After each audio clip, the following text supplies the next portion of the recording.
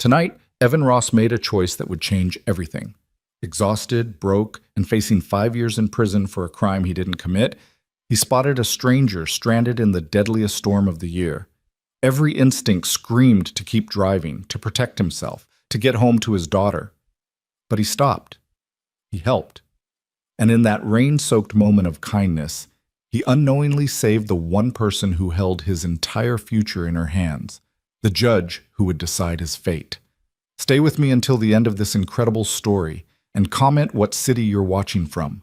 I want to see how far this tale of justice and second chances has traveled. The windshield wipers were losing their battle against the rain.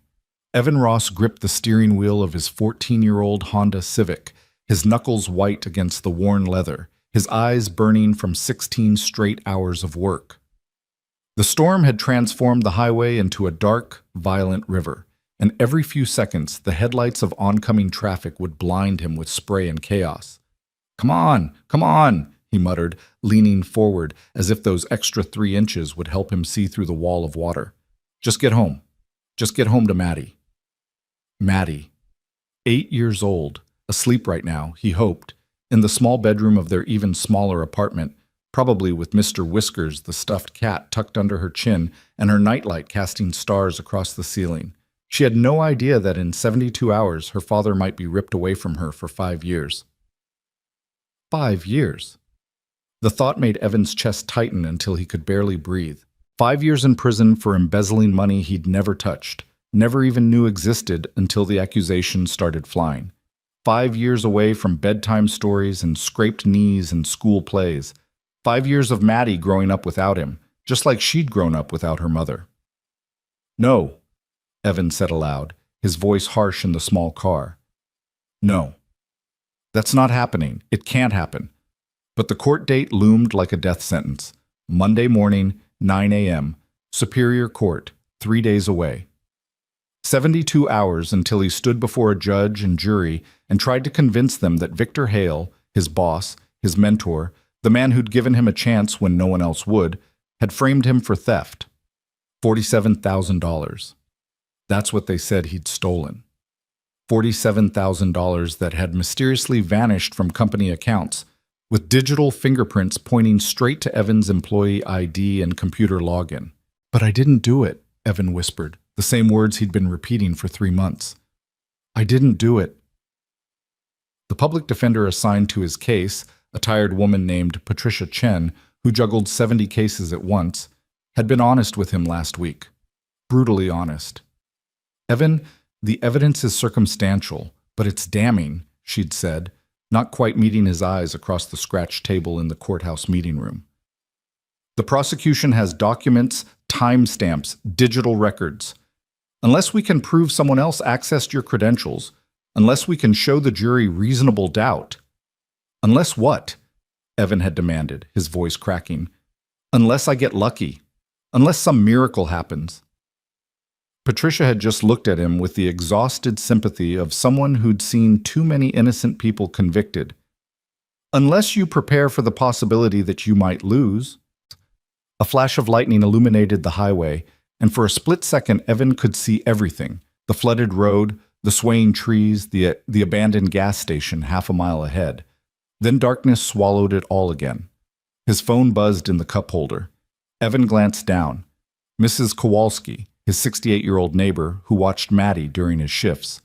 She's fine. Asleep. Drive safe in this weather, dear. Evan's throat tightened. Mrs. Kowalski didn't know about the court case. Nobody did except Patricia and the prosecutor and Victor Hale and his army of expensive lawyers. Evan had kept it secret from everyone, from his co-workers, from Maddie's school, from his handful of friends. He couldn't bear the looks of pity. Couldn't bear the whispers. And he especially couldn't bear telling Maddie that Daddy might have to go away. She thinks I'm just working late, Evan said to the empty car, his voice breaking. She thinks everything's fine. She thinks we're fine. They weren't fine. They were drowning in medical debt from his late wife Sarah's cancer treatments 3 years ago. They were living paycheck to paycheck in a neighborhood that wasn't great but wasn't terrible. They were surviving on boxed mac and cheese and store-brand cereal and the kind of careful budgeting that meant Evan hadn't bought himself new clothes in 2 years. But they were together. And that had always been enough, until Victor Hale decided it wasn't. Evan's hands tightened on the wheel. He could still remember the day Victor had called him into the executive office, all glass and chrome and leather, so different from the cramped warehouse floor where Evan worked inventory management. Victor had been smiling, actually smiling. "Evan, there's been a serious discrepancy in the accounts," Victor had said smoothly, his silver cufflinks glinting under the expensive lights. "And unfortunately, all the evidence points to you." "What?" "No, there must be some mistake. Oh, I wish there was." Victor had leaned back in his chair, his expression shifting to something almost sad. "Almost.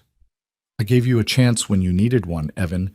After your wife died, when you were desperate for work, I brought you into this company, and this is how you repay me?" "I didn't steal anything," Evan had shouted, his voice echoing off the glass. "Victor, you know me. I would never—" "The police are already involved. I suggest you contact a lawyer."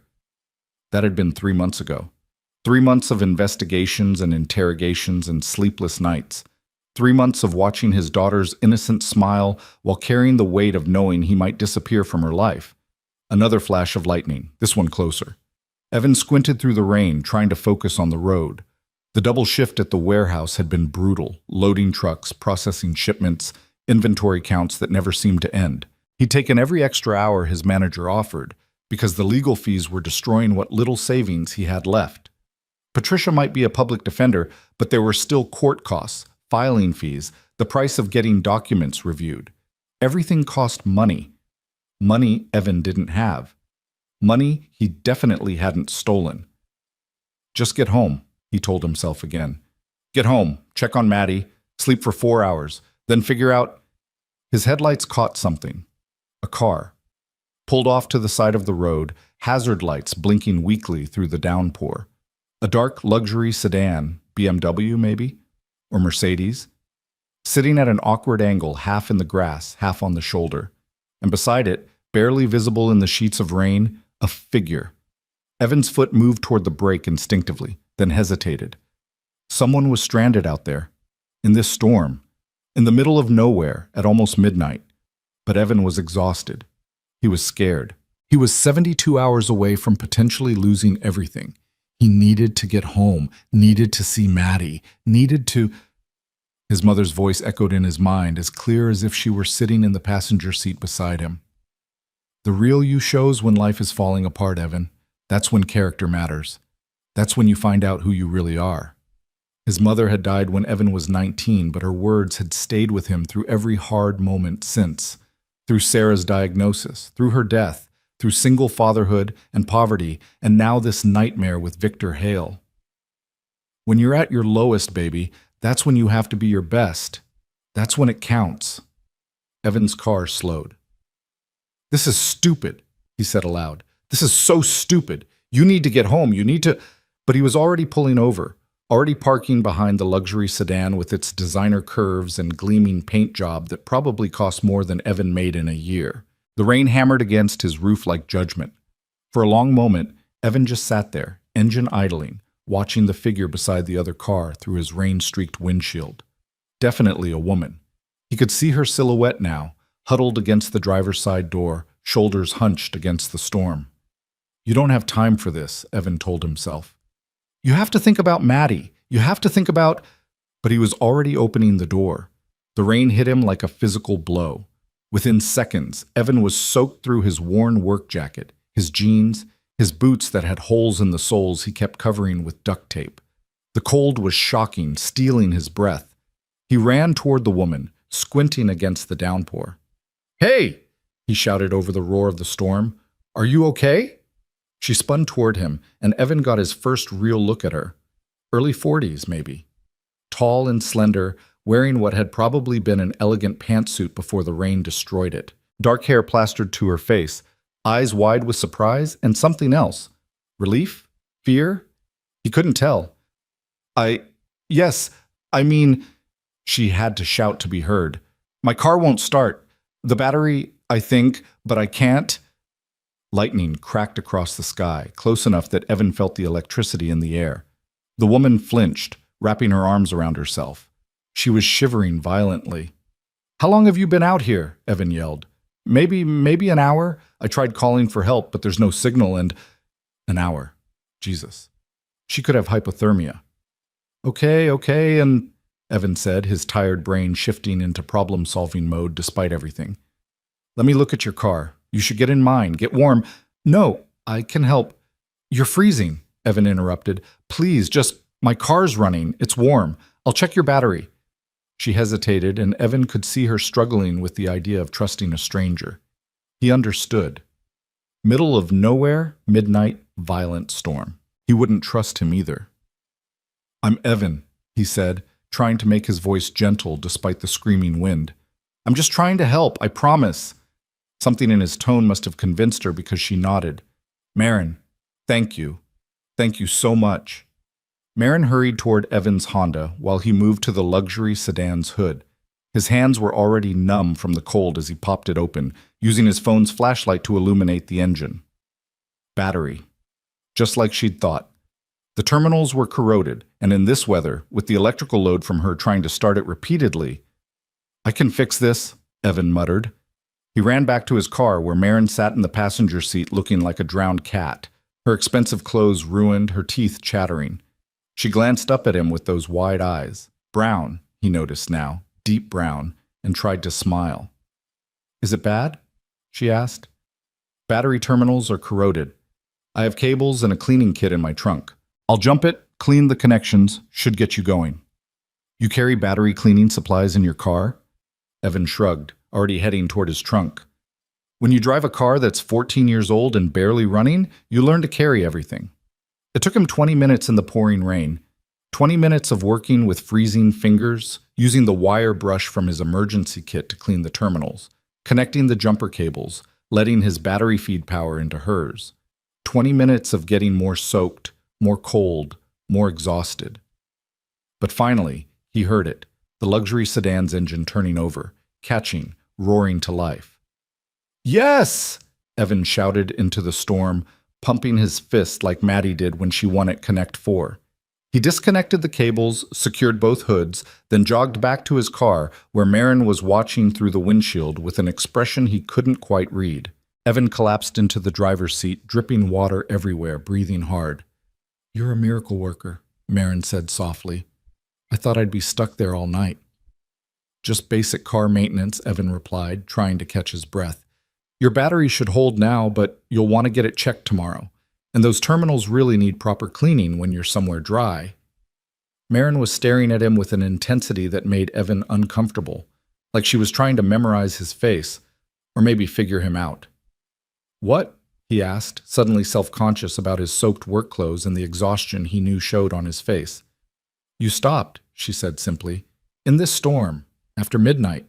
You stopped to help someone you didn't know." Evan shrugged again, uncomfortable with the gratitude in her voice. "Couldn't just leave you there. Most people would have." "Then most people are assholes," Evan said, then immediately winced. "Sorry. I mean..." But Maren laughed. Actually laughed, this bright, genuine sound that seemed impossible in the middle of a raging storm. "No, you're right. Most people are." She reached for her purse, expensive leather, probably worth more than Evan's entire wardrobe, and pulled out a wallet. "Please, let me pay you. For your time, for the supplies." "No," Evan said immediately, holding up his hand. "No, please, I don't want money." "But you must have somewhere to be. I've kept you out in this weather, and I was just heading home. It's fine." Maren studied him again with those searching eyes. "You're something rare, Evan. You know that?" The words made Evan's throat tight. If only she knew. If only she knew that in 72 hours, this rare man might be convicted of felony theft and sent to prison for 5 years. "I should go," he said abruptly, starting his car. "You should get home too. Roads are only getting worse." "Wait." Maren pulled out a business card from her purse. "Please, take this. If you ever need anything, if there's ever any way I can repay this kindness..." "I don't need anything," Evan said, but she was already pressing the card into his hand. He glanced down at it in the dim light from his dashboard. The lettering was embossed, elegant. Judge Maren Caldwell. Superior Court. Evan's heart stuttered. A judge. He'd just helped a judge. You're a judge? He said stupidly. Marin nodded, wringing water from her hair. I am, which makes what you did tonight even more meaningful. I see a lot of humanity in my courtroom, Evan. Not always the good kind, but you— She paused, choosing her words carefully. You restored some faith tonight. Evan wanted to laugh, or cry, or scream. Here he was, 3 days from facing a judge himself, and he'd randomly stopped to help one on a highway. The universe had a twisted sense of humor. I should really go, he said again, his voice strained. My daughter's waiting. You have a daughter? Marin's face softened. How old? 8. Maddie. She's everything. Something passed across Marin's face. Understanding? Sympathy? Evan couldn't tell. Then you should definitely get home to her, Marin said gently. Thank you again, Evan. Truly. You have no idea what this meant. You have no idea what I'm about to face, Evan thought, but didn't say. They said their goodbyes, and Evan waited until Marin's luxury sedan pulled safely back onto the highway before following. They drove in the same direction for a few miles before she turned off toward what Evan assumed was a much nicer neighborhood than his own. He dropped the business card in his cup holder and tried not to think about judges or courtrooms or the 72 hours that stood between him and potential disaster. By the time Evan pulled into his apartment complex, a squat, tired building with flickering lights in the parking lot and graffiti on the dumpsters, it was nearly 1 a.m. He was soaked, exhausted, and somehow more scared than before. Mrs. Kowalski's light was still on. Evan knocked softly, and she opened immediately. Her kind, wrinkled face creased with concern. Oh, Evan, you look half drowned. What happened? Just the storm, he said, managing a smile. Bad night to work late. Well, come in, dry off. I will, I promise. How was Maddie? An angel, as always. We read 3 chapters of that dragon book she loves, and she fell asleep around 9:30. Mrs. Kowalski tilted her head, studying him. You work too hard, dear. If only you knew, Evan thought, if only you knew I might not be able to work at all in 3 days. He thanked Mrs. Kowalski, retrieved Maddie, a warm sleeping bundle that he carried carefully to their apartment, and tucked her into bed. She stirred slightly, mumbling something about dragons and ice cream, then settled back into deep sleep. Evan stood there for a long moment, watching her breathe. Her dark hair fanned across the pillow, her small hand curled around Mr. Whiskers, her face so peaceful, so innocent, so completely unaware that her entire world might shatter on Monday morning. I won't let them take me from you, Evan whispered, his voice breaking. I promise, baby girl. I promise. But as he stumbled to his own bedroom, barely more than a closet with a mattress, and collapsed onto the thin sheets fully clothed, Evan wasn't sure it was a promise he could keep. The storm raged outside. Inside, another storm raged in his chest. And in 72 hours, everything would change. The weekend passed in a blur of terror and forced normalcy. Saturday morning, Evan made pancakes with Maddie, letting her crack the eggs even though half the shell ended up in the batter. They went to the park despite the lingering clouds from Friday's storm, and he pushed her on the swings until his arms ached and she was laughing so hard she couldn't breathe. Higher, Daddy, higher! Any higher and you'll fly away, Evan said. But he pushed harder anyway, storing up these moments like ammunition against the darkness coming. Saturday night, they built a blanket fort in the living room and watched Maddie's favorite animated movie about a girl who finds a magical fox. Maddie fell asleep halfway through, curled against Evan's side, and he couldn't bring himself to move her to her bed. He just sat there, feeling her heartbeat against his ribs, memorizing the weight of her. 72 hours has become 48, he thought. Then 36. Then 24. Sunday was harder. Evan tried to do normal things, laundry, grocery shopping, helping Maddie with her math homework, but his hands kept shaking. His mind kept drifting to Monday morning, to the courtroom, to the judge who would decide his fate. Judge. Evan pulled Judge Marin Caldwell's business card from his wallet, where he'd tucked it Saturday morning. Embossed lettering. Superior Court. The same woman he'd helped in the storm now felt like a symbol of everything he was about to face. Who's that? Maddie asked, peering over his shoulder at the card. Just someone I met, Evan said, quickly tucking it away. Nobody important. But it says judge. Is she important? Probably to someone, Evan replied, his chest tight. Come on, let's finish your math problems. That night, after Maddie was asleep, Evan sat at their tiny kitchen table with a cup of instant coffee and the case files Patricia had given him, page after page of evidence. His employee ID used to access accounts. His computer login tied to suspicious transactions, timestamps that painted him as a thief. Except he wasn't. He'd never stolen anything in his life. The closest he'd come to crime was accidentally walking out of a grocery store once without paying for a candy bar Maddie had hidden in his coat pocket, and he'd gone back in immediately to pay. But Victor Hale was smart. Victor Hale was rich. Victor Hale had the kind of lawyers who knew how to build cases that looked airtight, even when they were built on lies. Evan's phone buzzed. Patricia Chen. Tomorrow, 9 a.m. Arrive by 8:30. Wear the suit. Try to get sleep. We'll do our best. We'll do our best. Not we'll win. Not don't worry. Just we'll do our best. Evan put his head down on the case files and tried not to cry. Monday morning arrived with cruel sunshine. Evan woke at 5 a.m., his heart already racing. He showered, shaved carefully, put on the suit he'd borrowed from a coworker, slightly too tight in the shoulders, slightly too loose in the waist, but it was better than anything he owned. He knotted the tie 3 times before getting it right, his hands shaking so badly he could barely manage it. At 7, he woke Maddie. Morning, sunshine, he said, forcing brightness into his voice. Big day at school today? Math test, Maddie mumbled, rubbing her eyes. I studied, though. I'm going to get 100%. That's my girl. He made her favorite breakfast, cinnamon toast with chocolate milk, and helped her pack her backpack. Every movement felt weighted with significance. Every moment felt like it might be his last with her for 5 years. Daddy, you're wearing a fancy suit, Maddie observed, studying him with those sharp 8-year-old eyes that never missed anything. How come? Just a meeting, Evan said, his throat tight. Work stuff. Oh. She went back to her toast, swinging her legs under the table. Then, Daddy? Yeah, baby. Are we okay? Like, is everything okay? Evan's heart cracked. He crouched beside her chair, taking her small hands in his. Everything is okay. I promise. I love you more than anything in the world. You know that, right? I know. Maddie smiled, revealing the gap where she'd lost a tooth last week. I love you too. More than dragons. More than dragons? Evan pretended to gasp. That's a lot. He walked her to the bus stop, hugged her maybe a second too long, and watched the yellow bus pull away with his entire world inside it.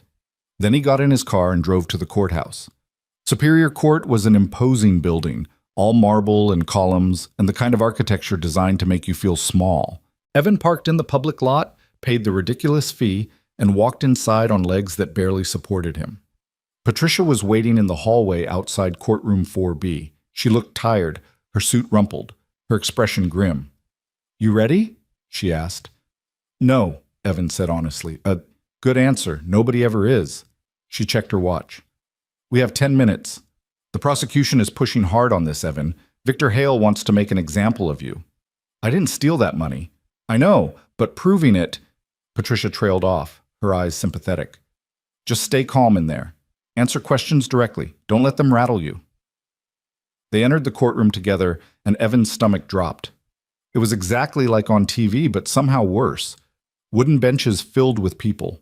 The jury box empty, but waiting. The judge's bench elevated and imposing. The American flag hanging beside the state flag. Everything formal and final and terrifying.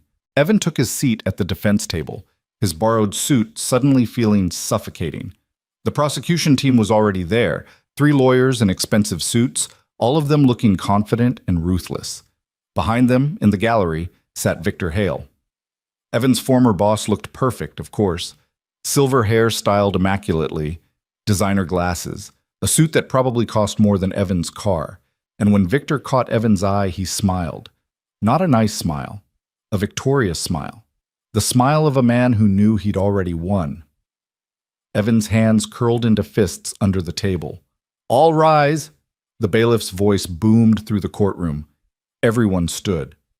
Evan's legs were shaking so badly he thought he might fall. The Honorable Judge Marin Caldwell presiding, and Evan's entire world stopped. "No, no, no, no, no!" Judge Marin Caldwell entered from the side door in full judicial robes, carrying a file, her expression professional and composed. She walked to the bench with calm authority, took her seat, and looked out over the courtroom.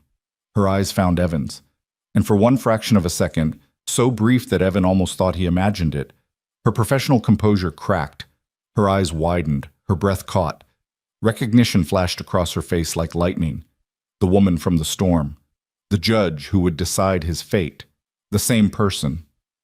Evan's vision blurred at the edges. His heart was hammering so hard he could feel it in his throat. This couldn't be happening. The odds were, what? Astronomical? This was... "Please be seated," Judge Caldwell said, her voice perfectly controlled now, perfectly professional. If she recognized him, she gave no further sign of it. But Evan had seen that flicker, that split-second shock. She knew exactly who he was, and he had no idea if that was a blessing or a curse. The trial had begun. The courtroom felt like it was closing in on Evan, the air too thick to breathe, the walls too close. He couldn't tear his eyes away from Judge Caldwell, searching for any sign that she remembered him, that she knew who he was. But her face had settled back into that mask of judicial neutrality, completely unreadable. Patricia leaned close to his ear, whispering, "Are you all right? You look like you've seen a ghost." "I'm fine," Evan managed, though his voice came out strangled. "Just nervous." "That's normal. Just breathe." But how could he breathe when the woman sitting 15 feet away, elevated on that imposing bench, was the same woman he'd helped in the rain 4 nights ago? The same woman whose car he'd fixed, whose gratitude had been so genuine, who told him he was something rare. Judge Caldwell was organizing papers on her bench, her movements precise and controlled. She glanced at the prosecution table, then at the defense, her gaze sliding over Evan as if he were just another defendant in just another case. Maybe she didn't remember. Maybe helping stranded motorists was so common for her that one rainy night had already blurred into obscurity. Maybe... "The State versus Evan Michael Ross," Judge Caldwell read from her file, her voice clear and authoritative. "Case number 2024 CR 8847. Charges of embezzlement in the first degree, theft of property exceeding $40,000, and fraudulent use of company computer systems." Each word felt like a hammer blow. Evan's borrowed suit was suffocating him. The tie was too tight. Everything was too tight. "Counselors, are both sides ready to proceed?" Judge Caldwell asked. The lead prosecutor stood, a woman in her 50s with steel gray hair and the predatory confidence of someone who'd won hundreds of cases. "The prosecution is ready, Your Honor." Patricia rose beside Evan, and he could feel the tension in her body. "The defense is ready, Your Honor." "Very well. Before we proceed with jury selection, I want to review the evidence submissions. Prosecution, you may present your exhibits for authentication." The prosecutor, her name was Elizabeth Townsend, Evan remembered from the pre-trial documents, approached the bench with a thick folder. "Your Honor, the state wishes to enter into evidence exhibits A through M, including financial records, computer access logs, security footage, and witness depositions." Judge Caldwell took the folder and began examining the contents. Evan watched her face, desperate for any reaction, any sign. But she was stone, professional, distant. Minutes ticked by. The courtroom was silent except for the rustle of papers and the occasional cough from the gallery. Evan's hands were sweating. He wiped them on his pants, then immediately worried that someone had seen, that it made him look guilty. "Your Honor," Patricia said, standing again, "the defense would like to request additional time to review the prosecution's digital evidence. Some of these exhibits were only provided to us last week, and given the technical nature of..." "Objection," Townsend interrupted smoothly. "The defense has had ample time to review all materials. This is a delay tactic." "It's not a delay tactic when the prosecution dumps 200 pages of technical documents on us 7 days before trial," Patricia shot back, her frustration showing through. Judge Caldwell held up one hand, silencing them both. She was still studying the documents, her brow slightly furrowed. Evan leaned forward unconsciously, trying to read her expression. Finally, she looked up. Her eyes found Evan's for just a moment, less than a second, and he saw it again. That flicker of recognition, that hint of something deeper than judicial impartiality. Then it was gone. "Ms. Townsend," Judge Caldwell said, her voice measured, "these financial documents you've submitted as Exhibit C through G. Are these certified copies or originals?" Townsend hesitated. Just barely, but Evan saw it. "They are copies, Your Honor, obtained directly from Hale Industries' accounting system." "I see. And have they been authenticated by a forensic accountant?" "They were reviewed by the company's internal auditing team." "That's not what I asked." Judge Caldwell's voice sharpened slightly. "Have these documents been independently verified by a certified forensic examiner?" Another hesitation. "Not yet, Your Honor, but— And these computer access logs in Exhibit J." Judge Caldwell held up several pages, her expression neutral but her tone pointed. "These show Mr. Ross's employee ID and login credentials accessing restricted accounts. But I see no metadata verification, no IP address confirmation, no documentation of who actually performed these actions." "Your Honor, the defendant's credentials were used. It establishes that credentials were used, Ms. Townsend. Not necessarily by whom." Judge Caldwell set the papers down with more force than necessary. "In an era where credential theft and spoofing are commonplace, surely the prosecution understands that employee ID and password use alone does not definitively establish identity." Evan's heart was suddenly pounding for a different reason. Was Judge Caldwell helping him, or was she just being thorough? Patricia seized the moment. "Your Honor, the defense has been arguing exactly this point. Without forensic authentication of these digital records, without independent verification that Mr. Ross himself performed these actions rather than someone using his stolen credentials, this evidence is circumstantial at best." "It's more than circumstantial," Townsend argued, her confidence wavering. "We have timestamps. We have access patterns consistent with Mr. Ross's work schedule. We have— "Patterns are not proof," Judge Caldwell interrupted. "They're indicators, and indicators require authentication." She leaned back in her chair, her fingers steepled together. "Here's what we're going to do. The prosecution will have these financial documents and digital records submitted for independent forensic examination. I want them reviewed by a certified examiner with no connection to either Hale Industries or the defendant." "Your Honor, that could take weeks," Townsend protested. "Then it takes weeks. I will not allow potentially unreliable evidence to form the foundation of a criminal case in my courtroom." Judge Caldwell's voice was firm, final. "This court stands in recess pending forensic authentication.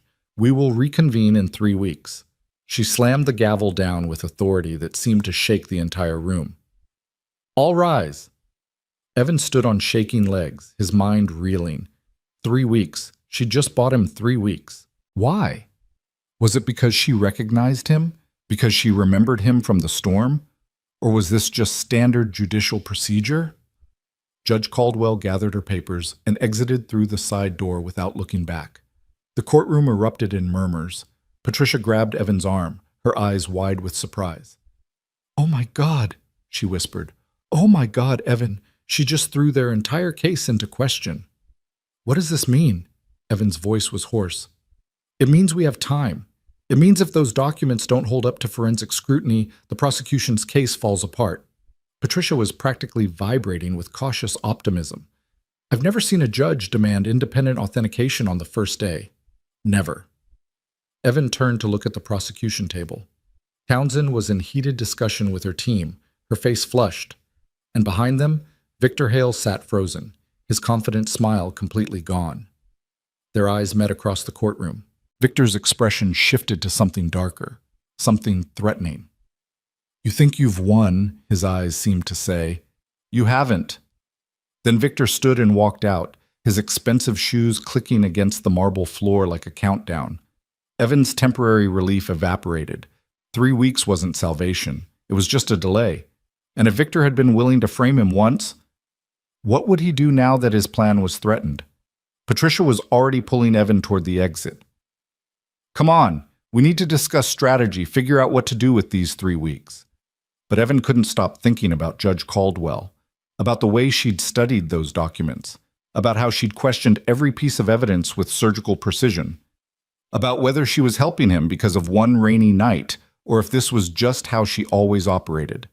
They made it to the hallway, and Patricia immediately launched into planning mode.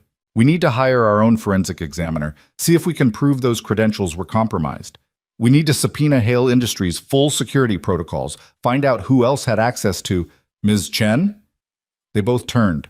A young clerk from the courtroom stood there, holding an envelope. Judge Caldwell asked me to give this to the defense. Patricia took it, frowning. What is it? A list of court-approved forensic examiners.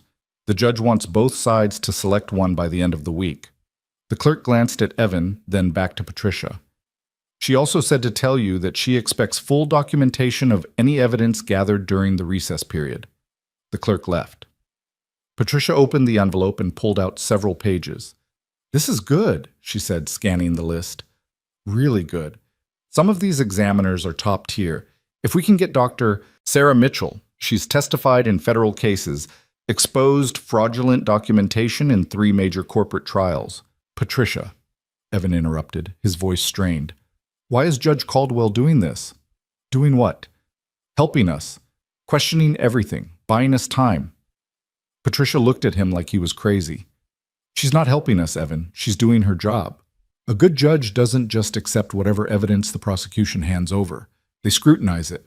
They make sure it's legitimate. But you said you'd never seen a judge demand authentication on day 1. I haven't. But that doesn't mean it's inappropriate. Judge Caldwell has a reputation for being incredibly thorough. Some lawyers love her, some hate her, but everyone respects her. Patricia folded the papers and tucked them back in the envelope. We got lucky with the judge assignment, Evan. That's all this is. Luck. But Evan couldn't shake the feeling that it was more than luck. That somewhere in Judge Marin Caldwell's decision to question the evidence was the memory of a man who'd stopped in the rain to help a stranger. He wanted to believe it, desperately wanted to believe that one act of kindness could somehow ripple forward and save him, but he'd learned the hard way that the world didn't work like that. They spent another hour in a courthouse conference room, Patricia outlining everything they needed to do in the next 3 weeks. Contact the forensic examiners on the list. Gather any evidence of credential theft. Document Evan's whereabouts during the times the fraudulent transactions occurred. Build a timeline. Build a defense. By the time Evan left the courthouse, it was past noon. He sat in his car for a long moment, hands on the steering wheel, trying to process everything that had just happened. 3 weeks. He had 3 weeks before everything started again. 3 weeks to find proof of his innocence. 3 weeks with Maddie. His phone buzzed. Mrs. Kowalski. How did your meeting go, dear? Meeting? Right, that's what he'd told everyone. Just a work meeting. Fine. Everything's fine. I'll pick up Maddie from school today. Wonderful. She'll be so happy. Evan started the car and drove toward Maddie's school, his mind still spinning with thoughts of judges and evidence and rainy nights that felt like they'd happened in a different lifetime. The elementary school was a cheerful building covered in student artwork and motivational posters. Evan parked and waited by the pickup zone, watching other parents gather. Some were chatting, laughing, some were on their phones. All of them looked normal. None of them looked like their entire lives were hanging by a thread. The bell rang. Within minutes, kids poured out in a chaotic flood of backpacks and laughter. And there was Maddie, her dark ponytail bouncing as she ran toward him. Daddy, you picked me up! She launched herself into his arms. You never pick me up on Monday. Special day, Evan said, hugging her tight. How was the math test? Super easy. I definitely got 100%. She pulled back, studying his face with those two perceptive eyes. How was your meeting? It was good. Really good, actually. Good enough for ice cream? Evan laughed despite everything. Yeah, sunshine. Good enough for ice cream. They went to the small ice cream shop near their apartment, the kind with mismatched chairs and handwritten flavor signs. Maddie got her usual chocolate chip cookie dough. Evan got vanilla because it was cheapest. So, what was the meeting about? Maddie asked, swinging her legs under the table. Just work stuff. Boring adult things. Oh. She took a huge bite of ice cream, getting it all over her nose. Are you still sad? Evan's spoon froze halfway to his mouth. Sad? You've been sad for a while. Not like crying sad, but like worried sad. I can tell. God, she was 8 and she could read him better than anyone. Evan set down his spoon and reached across the table to take her small hand. I have been worried about some things, he admitted carefully. But you know what makes it better? What? Coming home to you every single day. That's the best part of my whole life, Maddie. You are. She grinned, ice cream stained and beautiful. Even better than dragons? Even better than dragons. They finished their ice cream and walked home in the late afternoon sunshine. Maddie chattered about school, about her friend Emma who could do a cartwheel, about the class hamster who'd escaped and been found in the art supply closet. Normal, wonderful 8-year-old concerns. And Evan tried to focus on her voice, on this moment, on the feeling of her hand in his. He tried not to think about courtrooms and evidence and the next 3 weeks that would determine everything. That night, after dinner and homework and bath time and 2 chapters of the Dragon Book, after Maddie was asleep with Mr. Whiskers tucked under her chin, Evan sat alone in the dark living room and pulled out Judge Caldwell's business card again. The embossed letters caught the light from the street lamp outside. Judge Marin Caldwell. Superior Court. He should probably throw it away. Having it felt wrong somehow, like he was holding on to something he shouldn't, but he couldn't make himself do it. Instead, he found himself replaying that moment in the courtroom, the way her eyes had met his, the way her professional mask had cracked for just a fraction of a second, the way she'd torn apart the prosecution's evidence with precision that felt almost personal. Did she recognize me? Does she remember? Evan's phone buzzed. Unknown number. His heart rate spiked. Who called at 10 p.m.? But he answered anyway. Hello? Evan Ross? The voice was male, smooth, familiar in a way that made Evan's skin crawl. Who is this? Victor Hale. I think we should talk. Evan's hand tightened on the phone. I have nothing to say to you. I disagree. You see that little stunt in court today, that delay? It's not going to change anything. I have evidence, I have witnesses, I have everything I need to put you away. Then why are you calling me? A pause. Then, because I'm a reasonable man, Evan, I'm willing to offer you a deal. Plead guilty to a reduced charge, say misdemeanor theft, and I'll recommend a sentence of probation. No jail time. You keep your daughter. Everyone moves on. I didn't steal anything. That's not what the evidence says. The evidence is fake and you know it. Evan's voice rose, years of suppressed rage finally breaking through. You framed me. I don't know why. I don't know what I did to deserve this, but you framed me for a crime I didn't commit. Victor's voice went cold. Careful, Evan. Accusations like that could get you in even more trouble. I'm already in trouble. You've destroyed my life. No, you destroyed your life when you decided to steal from me. Now I'm offering you a way out. Take the deal, plead guilty, serve probation, or go to trial and lose everything. Your freedom, your daughter, any chance at a normal life. You're lying. The judge is requiring forensic authentication. When those experts examine your fake evidence, you think one judge's delay changes anything? Victor laughed, and it was a cruel sound. You think Judge Caldwell is going to save you? She's following procedure, Evan. That's all. Once those examiners confirm what I already know, that you're guilty, you'll be convicted, and then I'll make sure you get the maximum sentence. Why are you doing this? Evan's voice cracked. What did I ever do to you? The line went quiet for a long moment. When Victor spoke again, his voice was eerily calm. You were in the wrong place at the wrong time, Evan. You saw things you shouldn't have seen, and now you're a liability. This isn't personal. It's business. What things? I don't even know what you're talking about. Don't you? Think back to 3 months ago. Think about that night you worked late. Think about what you might have walked past, might have overheard, might have seen on a computer screen you shouldn't have been near. Evan's mind raced. 3 months ago. Late night at the warehouse. He'd been doing inventory, walking through the offices to, oh God, Victor's office. The door had been open, unusual for that late at night. Evan had walked past, had glanced in just briefly, had seen Victor at his computer, moving money between accounts, while on the phone saying something about offshore transfers and before the audit. At the time, Evan hadn't thought anything of it. It was none of his business. He'd kept walking, but Victor had seen him walk past. "You're embezzling," Evan whispered, the realization hitting him like ice water. "That's what this is about. You're stealing from your own company, and you needed a scapegoat."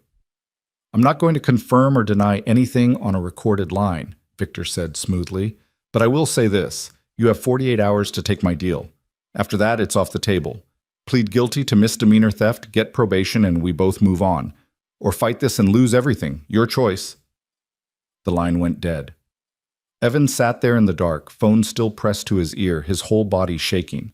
It all made sense now, why Victor had turned on him so suddenly, why the evidence seemed so perfectly constructed, why a man who'd once called Evan reliable and trustworthy was now determined to see him imprisoned. Because Evan had accidentally witnessed Victor's crime, and Victor needed him silenced. But how could Evan prove it? He had no evidence, no documentation, nothing except a memory of walking past an open office door 3 months ago. Against Victor's money and lawyers and manufactured evidence, that memory was worthless. Evan looked at Judge Caldwell's business card again, still sitting on the coffee table. Should he call her, tell her what Victor had just said? Would she even believe him? No, he couldn't. Contacting a judge directly about an active case was probably illegal. And even if it wasn't, it would look like he was trying to manipulate her, trying to use that night in the rain for his own benefit. He was trapped, completely, utterly trapped. The next morning, Evan told Patricia everything about Victor's call. They met at a coffee shop far from the courthouse, both of them hunched over cheap coffee and Patricia's case notes. "He's trying to scare you," Patricia said, but her face was grim. "The offer of a plea deal means he's worried about the forensic examination. Or it means he's confident he can beat it and wants to save himself the trouble of a trial. Evan, listen to me. Do not take that deal. You didn't commit this crime. Taking a plea, even for a misdemeanor, means accepting responsibility for theft. It goes on your record forever. It affects employment, housing, everything. But if I lose at trial, we're not going to lose." Patricia's voice was fierce. "Judge Caldwell bought us time for a reason. We're going to use every second of these 3 weeks to build your defense." "What if it's not enough?" Patricia was quiet for a moment. "Then it has to be enough, because the alternative is unacceptable." They spent the morning contacting forensic examiners from Judge Caldwell's list. Dr. Sarah Mitchell agreed to take the case, her fees discounted because she said the evidence looked fishy from Patricia's description. That was something, at least. But Evan couldn't shake the weight pressing on his chest, couldn't shake Victor's voice on the phone. "You think Judge Caldwell is going to save you?" The next 2 weeks passed in a blur of investigation and anxiety. Dr. Mitchell requested all the digital evidence from the prosecution. Patricia filed motions, gathered documentation of Evan's whereabouts, interviewed coworkers who swore Evan would never steal. Evan kept working at the warehouse. Different shifts now, avoiding Victor's office, avoiding Victor himself. He picked Maddie up from school every day, helped with homework, read bedtime stories. He tried to be normal, tried to be present, tried not to let her see how terrified he was. At night, alone in the dark, he sometimes took out Judge Caldwell's business card and wondered if she ever thought about that rainy night, wondered if she knew he was the same man, wondered if it even mattered. On the 15th day of the recess, Patricia called with news. "Doctor, Mitchell found something," she said, her voice tight with excitement. "The metadata on those financial documents? It's been altered. Timestamps don't match up with the system logs. Someone backdated transactions to make it look like they occurred when you were working, but the actual entries were made from an IP address registered to Victor Hale's home office." Evan's heart stopped. "What does that mean?" "It means we can prove the evidence is fabricated. It means we can show the jury that someone else created these documents and tried to frame you." Patricia was talking fast now, energized. "But there's more. Dr. Mitchell also found deleted files in the company's backup servers, transactions that show Victor moving money between accounts right before the alleged embezzlement. He was covering his tracks and needed a scapegoat." "Can she testify to this in court?" "Yes." "And Evan?" "Her findings are damning. If Judge Caldwell sees this report, there's a very real chance she'll dismiss the charges entirely before we even get to trial. For the first time in months, Evan felt something that might have been hope. When do we present this? At the reconvened hearing next Monday, we'll submit Dr. Mitchell's report to the judge and— No. Victor's voice cut through the coffee shop noise. Evan spun around. Victor Hale stood 3 feet away, his face twisted with rage, barely concealed behind a tight smile. How long had he been standing there? I need to call you back, Evan said to Patricia, hanging up. You think you're clever, Victor said quietly, stepping closer. You think some forensic report is going to save you? I think the truth is going to save me. The truth? Victor laughed, cold and sharp. The truth is whatever I say it is. I own half the judges in this city. I have connections you can't imagine. One forensic report means nothing. It means everything if it proves you framed me. Victor's smile disappeared entirely. You're going to regret not taking my deal, Evan. By the time I'm done with you, you'll lose everything. Your freedom, your daughter, your life. Are you threatening me? I'm promising you. Victor leaned in close enough that Evan could smell his expensive cologne. And one more thing, that judge of yours, Marin Caldwell, I know people who know her. I can make her life very difficult if she continues to obstruct this case. Evan's blood ran cold. You can't. I can do whatever I want. I'm Victor Hale, and you're nobody. Victor straightened his suit jacket. See you in court Monday. Try to enjoy these last few days of freedom. He walked away, leaving Evan standing there shaking with rage and fear. That night, Evan couldn't sleep. He lay in bed staring at the ceiling, thinking about Victor's threats, thinking about Judge Caldwell and whether she was in danger now too, thinking about Maddie asleep in the next room and what would happen to her if he lost. At 3 a.m., he got up and went to the kitchen. Judge Caldwell's business card was still on the counter where he'd left it, the embossed letters barely visible in the dark. He should call her, warn her, tell her that Victor was planning to come after her somehow. But he couldn't. It was inappropriate. It could jeopardize the case. It could make everything worse. Instead, Evan made himself a cup of coffee and sat at the table until sunrise, watching the darkness give way to light and praying that Dr. Mitchell's report would be enough to save them all. Monday morning arrived with the kind of crystalline clarity that felt almost cruel. The sky was impossibly blue, the air crisp with the promise of spring, and Evan felt like he was walking to his own execution. He'd barely slept in 3 days. Every time he closed his eyes, he saw Victor's face, heard those threats echoing in his mind. Patricia had assured him that Dr. Mitchell's report was solid, that the evidence would speak for itself, but Evan had learned the hard way that justice and truth didn't always align. Maddie had sensed something was wrong that morning. She'd clung to him at the bus stop, her small arms wrapped around his waist. Daddy, you promise you'll be here when I get home? The question had nearly broken him. I promise, Sunshine. I'll be right here. Pinky promise? He'd linked his pinky with hers, fighting back tears. Pinky promise. Now standing outside courtroom 4B again, wearing the same borrowed suit that felt like a costume, Evan tried to remember how to breathe. Patricia stood beside him, clutching her briefcase like a shield, her expression set with determination. Dr. Mitchell's report is irrefutable, she said for the 3rd time that morning. The metadata proves the documents were fabricated.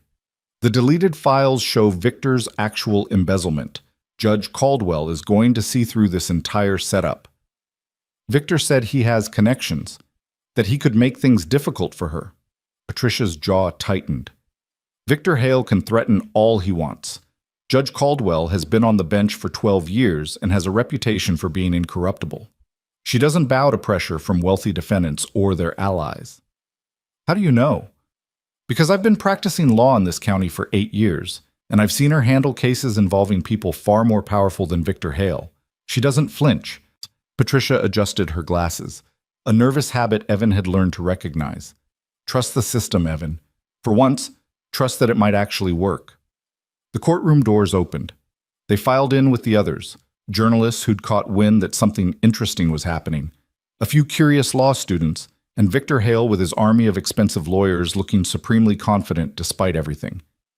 Evan took his seat at the defense table, His hands clasped so tightly his knuckles had gone white.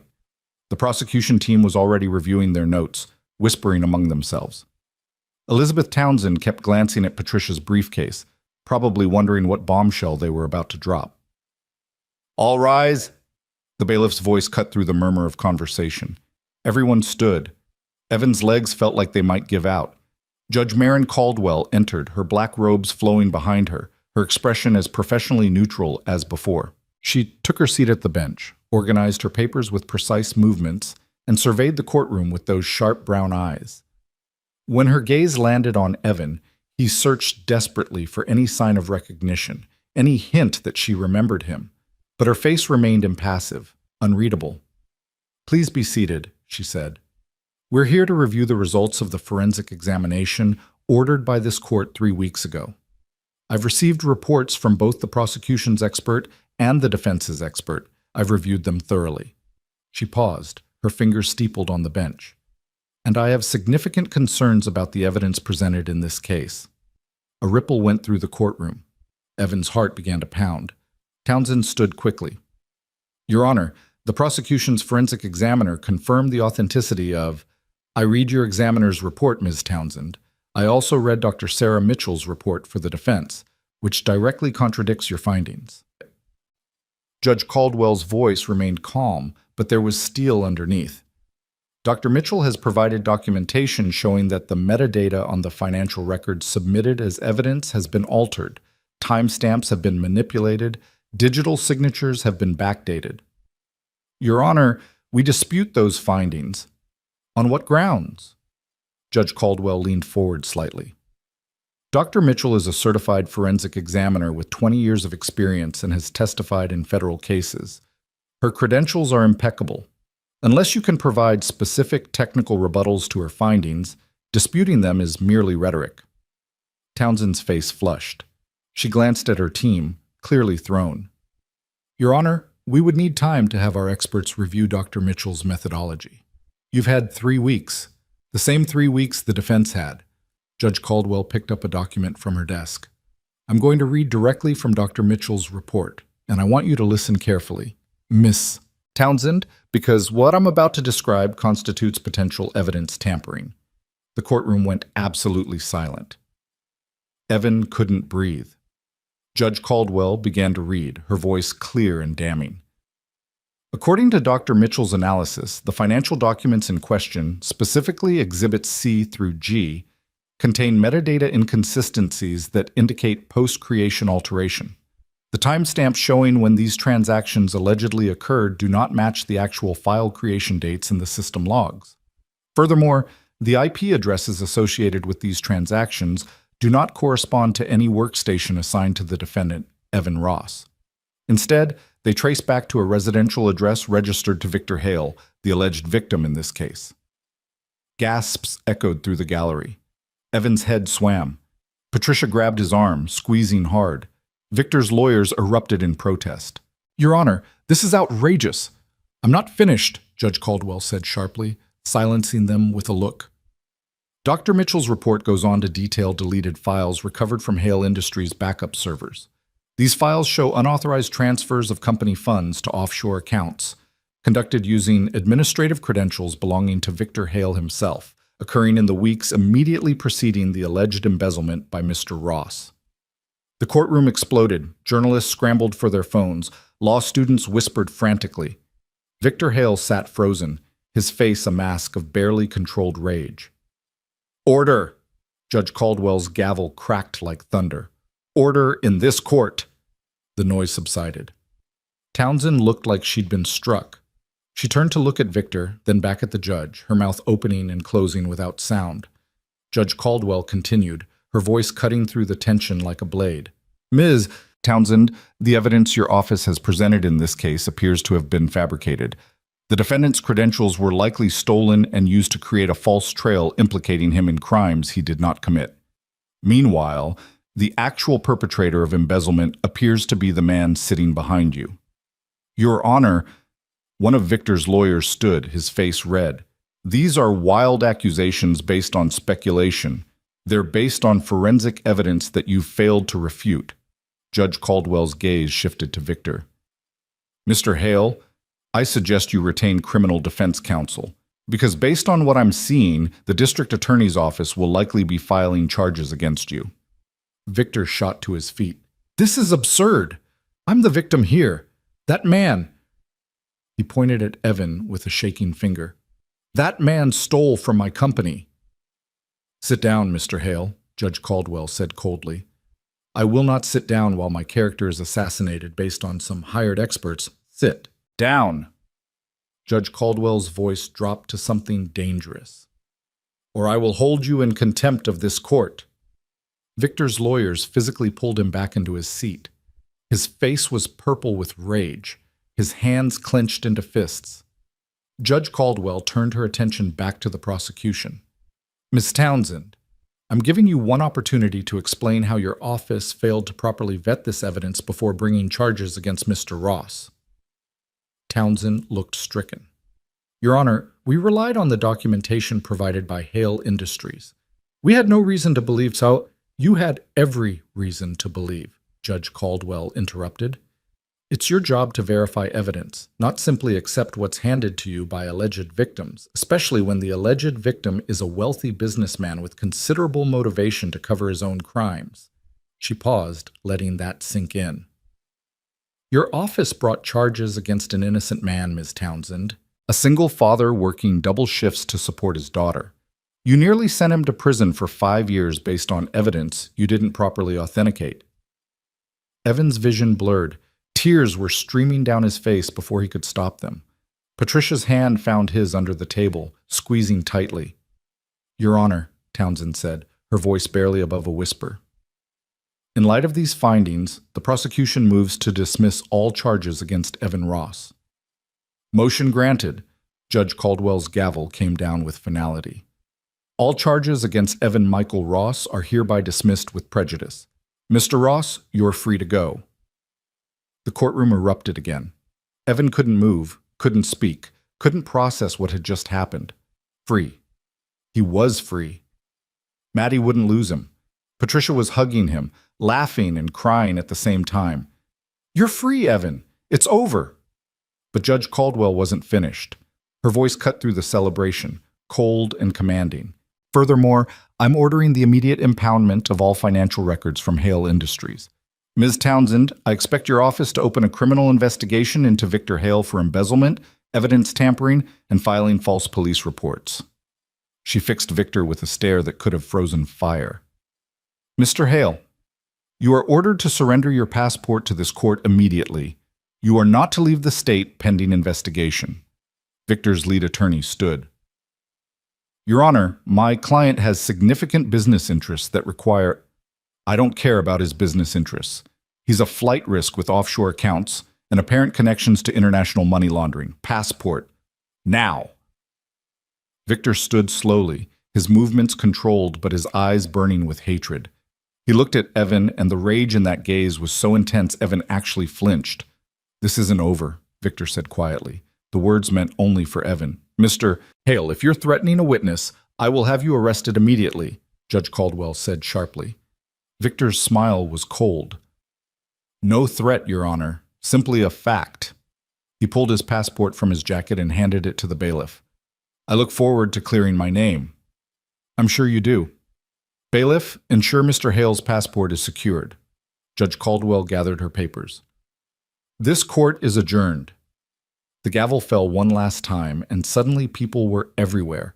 Journalists pushing forward, shouting questions. Law students discussing the case. Patricia fielding inquiries from reporters while trying to shield Evan from the chaos.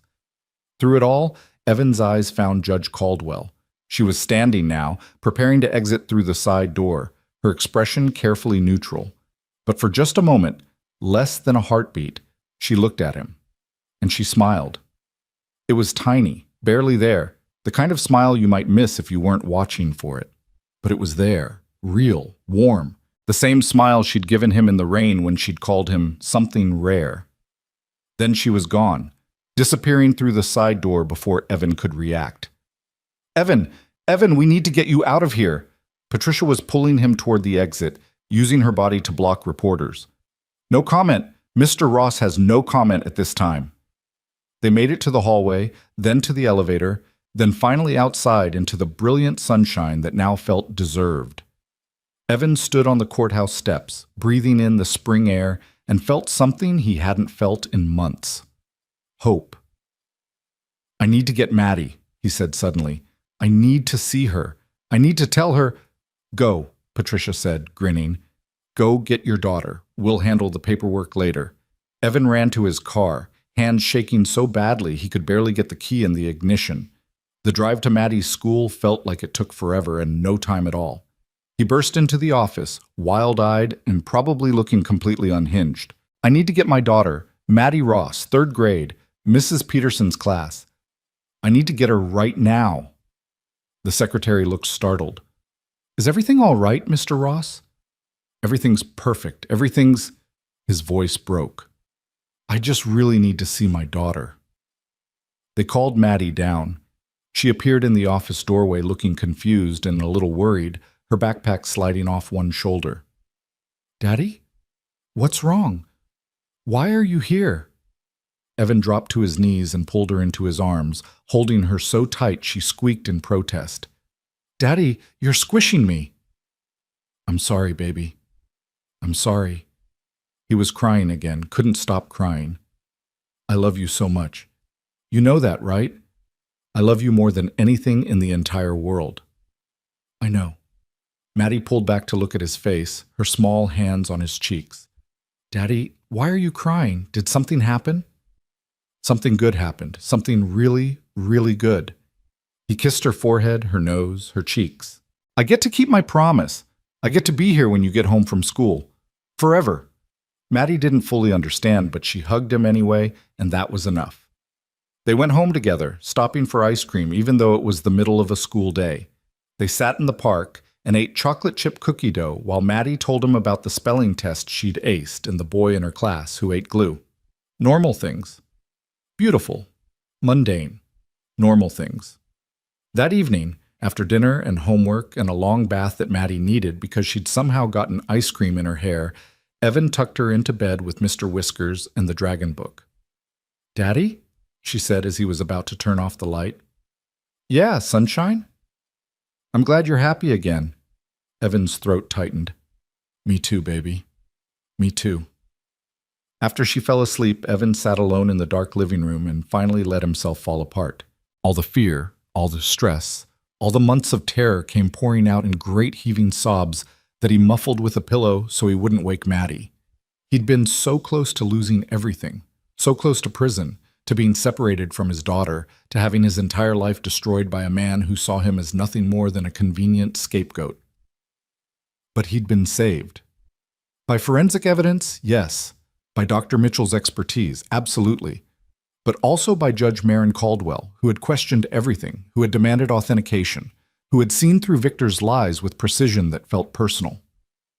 Evan pulled out her business card again, the embossed letters familiar now. He stared at it for a long time, wondering if he'd ever get a chance to thank her, wondering if she even wanted to be thanked, wondering if that tiny smile in the courtroom meant what he hoped it meant.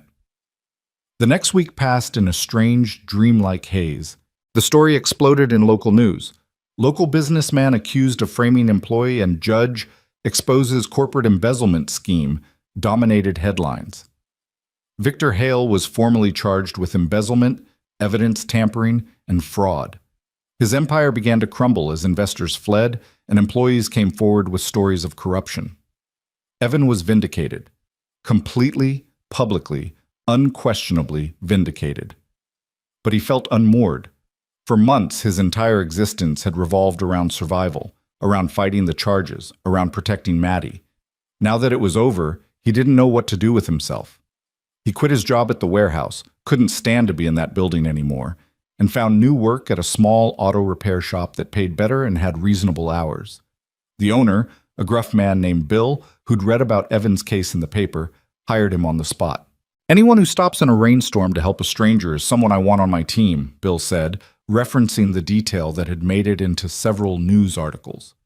Evan settled into the new routine, morning drop-off with Maddie, work at the shop, fixing cars and actually using the skills his late father had taught him, evening pickup, dinner, Homework, stories, sleep, simple, normal, good. But something was missing. He couldn't stop thinking about Judge Caldwell, about how she'd systematically dismantled the prosecution's case, about how she'd looked at him in that courtroom, not with pity, but with something that felt like understanding, about that tiny smile that haunted his dreams. 2 weeks after the charges were dismissed, Evan found himself standing outside the hardware store near his apartment, staring at a display of battery terminals and jumper cables. He'd come here for work supplies. Bill had asked him to pick up some tools, but his mind was elsewhere. "Do you know where the battery connectors are?" The voice froze him in place. He knew that voice. Had heard it in the rain, in the courtroom, in his dreams. Evan turned slowly. Judge Maren Caldwell stood 3 feet away, wearing jeans and a simple blue sweater, her hair down around her shoulders instead of pulled back in that severe professional style. She looked younger somehow, softer, real. She was smiling. "Hello, Evan," she said quietly. "Judge Caldwell." His voice came out strangled. What are you doing here?" "Shopping, same as you. And please, call me Maren. I'm not on the bench right now." She gestured at the aisle around them. "I really do need battery connectors, actually.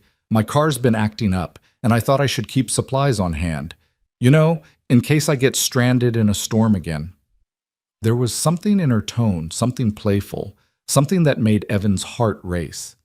"You knew," he said, "in the courtroom, that first day. You recognized me." Maren's smile widened. "The second you walked in, I nearly fell out of my chair. But you didn't say anything. You acted like I was doing my job." She stepped closer, her voice dropping. "Evan, I couldn't acknowledge that I knew you. It would have been grounds for recusal. The case would have been transferred to another judge, and given the evidence I saw, I wasn't confident anyone else would have caught the problems I did. So you stayed on the case because I knew what kind of man you were." Maren's eyes were intense, searching his face. "I spent 5 minutes with you in the rain, Evan. 5 minutes. And I saw someone exhausted, probably struggling, definitely having a terrible night, who still stopped to help a stranger. Someone who refused payment. Someone who fixed my car with worn-out tools and wouldn't accept so much as a thank you." She paused. "When I saw you in that courtroom, accused of theft, I knew something was wrong. I knew it in my bones. So you, what? Bent the rules for me?" "I followed the rules," Maren corrected gently. "I demanded proper authentication of evidence, which is standard judicial practice. I required forensic examination, which any good judge would have required given the circumstances. I did my job, Evan. I just did it very, very carefully. Because of that night." "Because of that night," she agreed. "Because I knew the prosecution was wrong about you, and I wasn't going to let an innocent man go to prison if I could prevent it." Evan's hands were shaking. He shoved them in his pockets. "You risked your career for me." "I risked nothing. I followed procedure." "Maren, okay, fine." She laughed, and it was that same bright sound from the storm. "Maybe I bent a few things. Maybe I pushed harder than I normally would have. Maybe I called in some favors to get Dr. Mitchell assigned to your case because I knew she was the best and would find the truth." Her expression turned serious. "But I would do it again, Evan, in a heartbeat. Because that night in the rain, you showed me something I don't see often enough in my courtroom. Basic human decency. Kindness without expectation of reward. And I wasn't going to let Victor Hale destroy that." They stood there in the middle of the hardware store, surrounded by tools and paint cans and fluorescent lights, and Evan felt something shift in his chest, something that felt dangerously like hope mixed with something deeper. "I wanted to thank you," he said, "after the trial, but I didn't know how, didn't know if I should." "You can thank me now." Maren tilted her head. "Maybe over coffee, if you're interested." "I have to pick up my daughter from school in an hour." "Then coffee will have to be quick, or—" She hesitated, suddenly looking uncertain. "Or maybe all 3 of us could get ice cream instead. I'd like to meet Maddie, if that's okay." Evan's throat was so tight he could barely speak. "You want to meet my daughter?" "I want to know the people I fought for," Maren said softly. "I want to know the family I helped keep together. And maybe, if you're interested, I'd like to be part of your lives. As friends. Maybe more than friends, eventually. If that's something you'd want. I'm nobody, Evan heard himself say. I'm a single dad working at an auto shop. I live in a tiny apartment. I drive a car that's held together with duct tape and prayer. You're a judge. I'm someone who knows that the best people aren't measured by their job titles or their bank accounts, Marin interrupted. I'm someone who's been alone for too long because I kept dating men who looked good on paper but had no substance. And I'm someone who can't stop thinking about the man who stopped in the rain. She reached out tentatively and took his hand. I'm not asking you to be anyone other than who you are, Evan. That person is more than enough. Evan looked down at their joined hands, at this woman who had saved his life in more ways than one, and felt tears prick his eyes for what felt like the 100th time that week. Ice cream sounds perfect, he whispered. They bought their supplies. Evan actually did need tools, and Marin got her battery connectors, and walked out of the hardware store together. They exchanged phone numbers, made plans to meet at the ice cream shop near Evan's apartment in an hour, and when they parted ways in the parking lot, Marin squeezed his hand one more time. Thank you for stopping that night, she said. Thank you for saving my life, Evan replied. She smiled. We saved each other. An hour later, Evan sat in his car outside Maddie's school, gripping the steering wheel and trying to calm his racing heart. He'd called Patricia on the drive over, needing to talk to someone before he completely lost his mind. You met her at a hardware store? Patricia had said, her voice somewhere between amused and incredulous. The judge who saved your life just happened to be shopping in the same aisle. I know how it sounds. It sounds like fate, Evan, or a romantic comedy, maybe both. Patricia had laughed. And she wants to meet Maddie over ice cream? Is that crazy? Is this all crazy? I mean, she's a judge and You're a good man who deserves something good in his life, Patricia had interrupted firmly. Stop overthinking this. Go get your daughter. Get ice cream with a woman who clearly likes you. Let yourself be happy for once. Now, watching the school doors, Evan tried to follow that advice, but his hands wouldn't stop shaking. What if Maddie didn't like Marin? What if this was too soon? What if he was making a terrible mistake bringing his daughter into something that might not even be real? The bell rang. Kids poured out in their usual chaotic flood. And there was Maddie, backpack bouncing, ponytail swinging, running toward him with that gap-toothed smile that made everything in his world make sense. Daddy! She climbed into the car, chattering before she even closed the door. You'll never guess what happened today. Tommy Martinez brought his pet lizard for show and tell, and it escaped, and Mrs. Peterson screamed and climbed on her desk, and Emma said it was the funniest thing she'd ever seen in her entire life. That's great, Sunshine.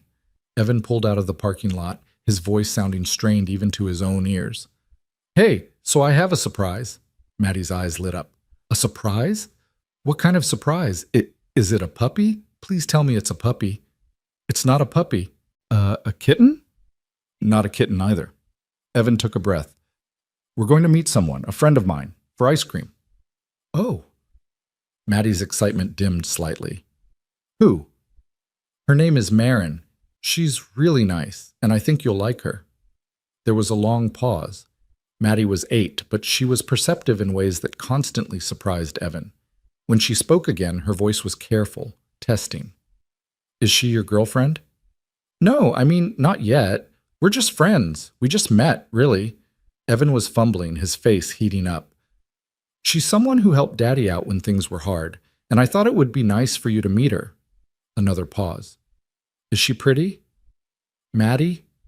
Because if she's pretty and nice and you like her, then maybe she could be your girlfriend. Emma's mom has a boyfriend now, and Emma says he's nice and makes her mom happy. Maddie swung her legs under her seat.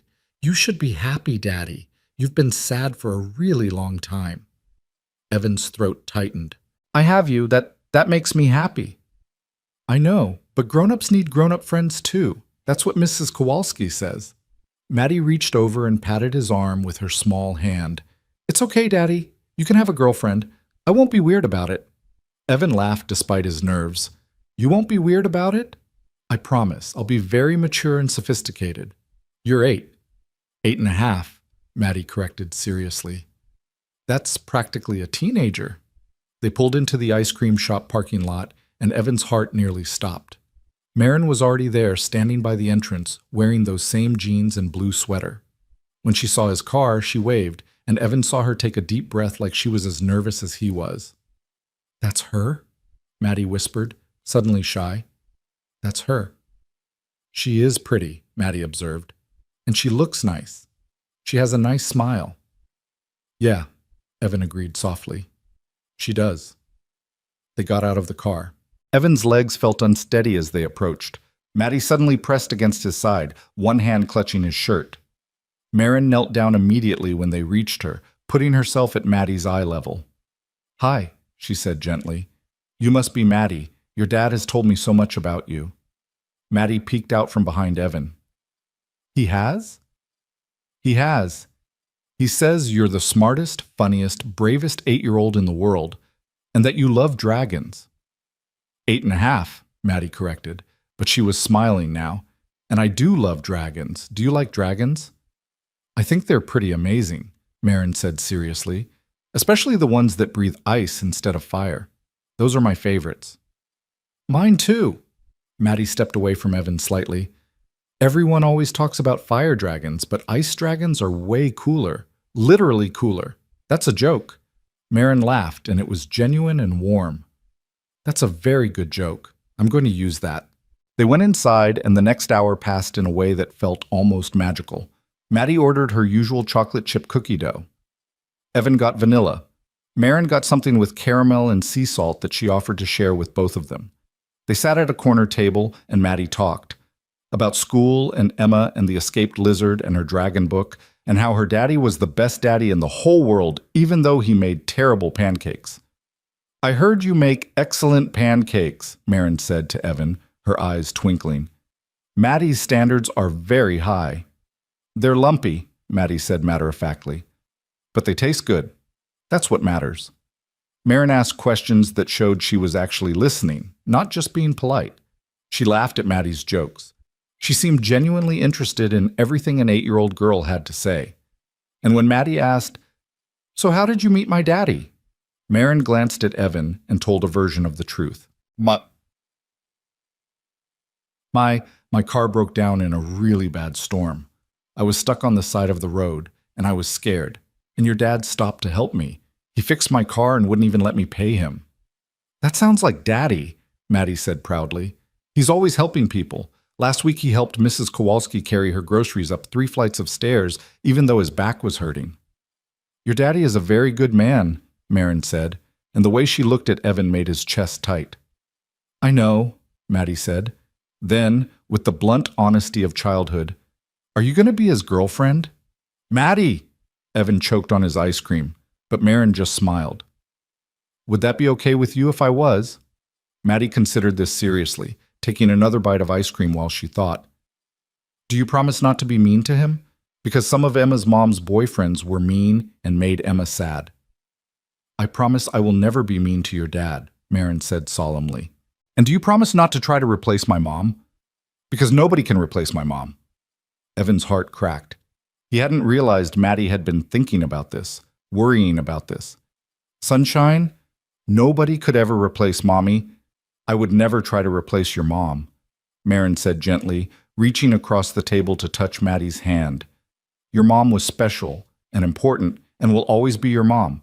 If your dad and I become close, I would just be someone extra, someone who cares about both of you, okay?" Maddie studied her for a long moment. Then she nodded. "Okay. Then yes, you can be his girlfriend, but only if you also promise to come to my school play next month. I'm going to be a tree." "A tree?" Marin's lips twitched. "An important tree. The most important tree in the whole forest." "Then I absolutely have to be there," Marin said seriously. "I wouldn't miss the most important tree for anything." They finished their ice cream and walked out into the late afternoon sunshine. Maddie skipped ahead to look at a dog tied up outside the neighboring store, giving Evan and Marin a moment of relative privacy. "She's wonderful," Marin said softly. "You've done an incredible job with her, Evan." "I'm just trying not to screw it up," Evan admitted. "Most days I feel like I have no idea what I'm doing." "That's called being a parent. You're doing better than you think." Marin hesitated, then added quietly, I meant what I said in there, about never trying to replace her mother. I know that's sacred ground. Sarah would have liked you, Evan heard himself say. She was always trying to get me to be less of a workaholic, to let people in. She would have said I needed someone like you in my life. Tell me about her? So Evan did. Standing in the parking lot of an ice cream shop while his daughter played with a stranger's dog, he told Marin about Sarah, about how they'd met in college, about her terrible sense of direction and her incredible laugh, about how she'd fought cancer with such courage and grace that it broke his heart to remember, about how she'd made him promise in those final days that he would let himself be happy again someday.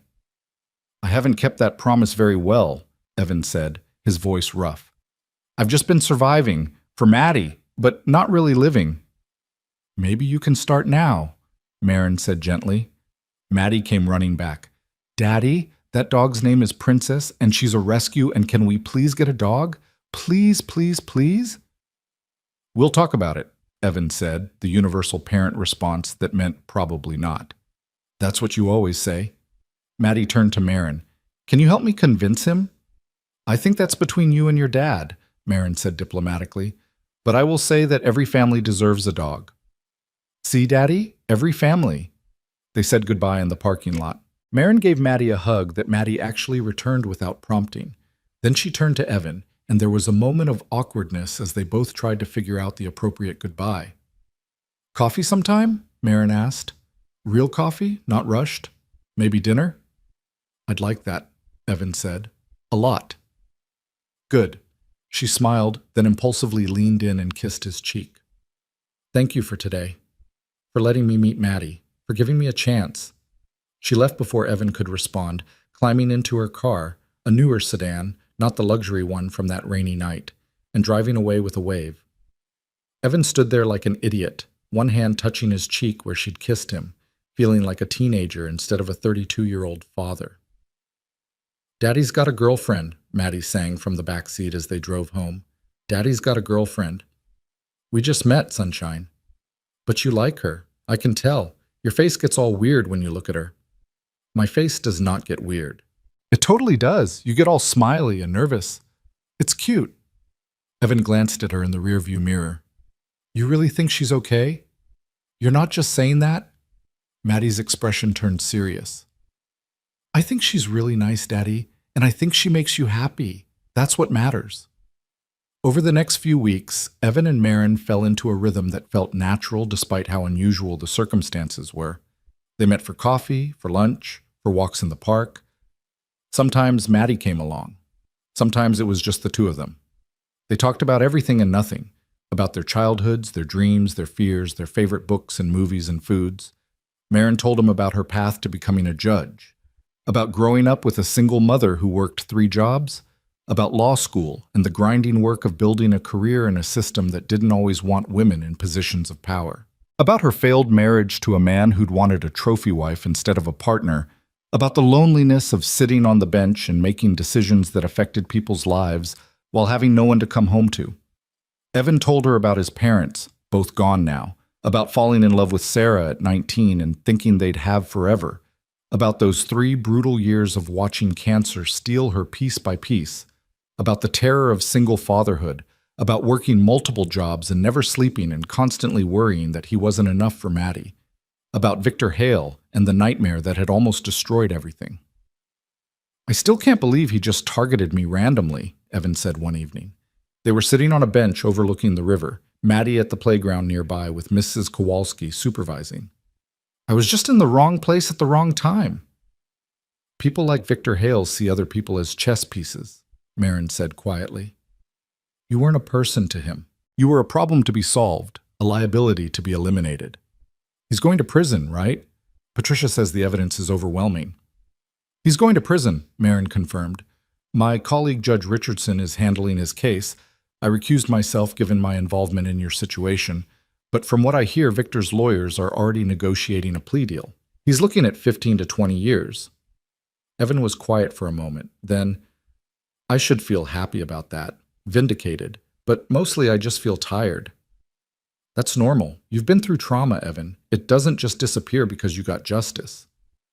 Marin reached over and took his hand, a gesture that had become familiar over the past weeks. Give yourself time to heal. Is that what you're doing? Healing? She smiled. Maybe we're healing each other. Their first real date, without Maddie, just the two of them, happened on a Friday night 6 weeks after that day at the hardware store. Evan was a nervous wreck getting ready, trying on 3 different shirts before settling on a simple button-down that wasn't too formal but wasn't too casual. Maddie supervised, offering fashion advice that mostly consisted of, "Not that one, Daddy. That one makes you look old." "I am old." "You're 32. That's not old. Mrs. Kowalski is old. You're just grown up." Mrs. Kowalski agreed to watch Maddie for the evening, winking at Evan when he dropped her off. "Have fun, dear. Don't do anything I wouldn't do." "Mrs. Kowalski, I'm old, not dead. I remember what dating was like." She shooed him away. "Now go. Make that lovely judge woman fall completely in love with you." The restaurant Marin had chosen was small and intimate, with soft lighting and quiet music and the kind of atmosphere that made Evan feel underdressed despite his good shirt.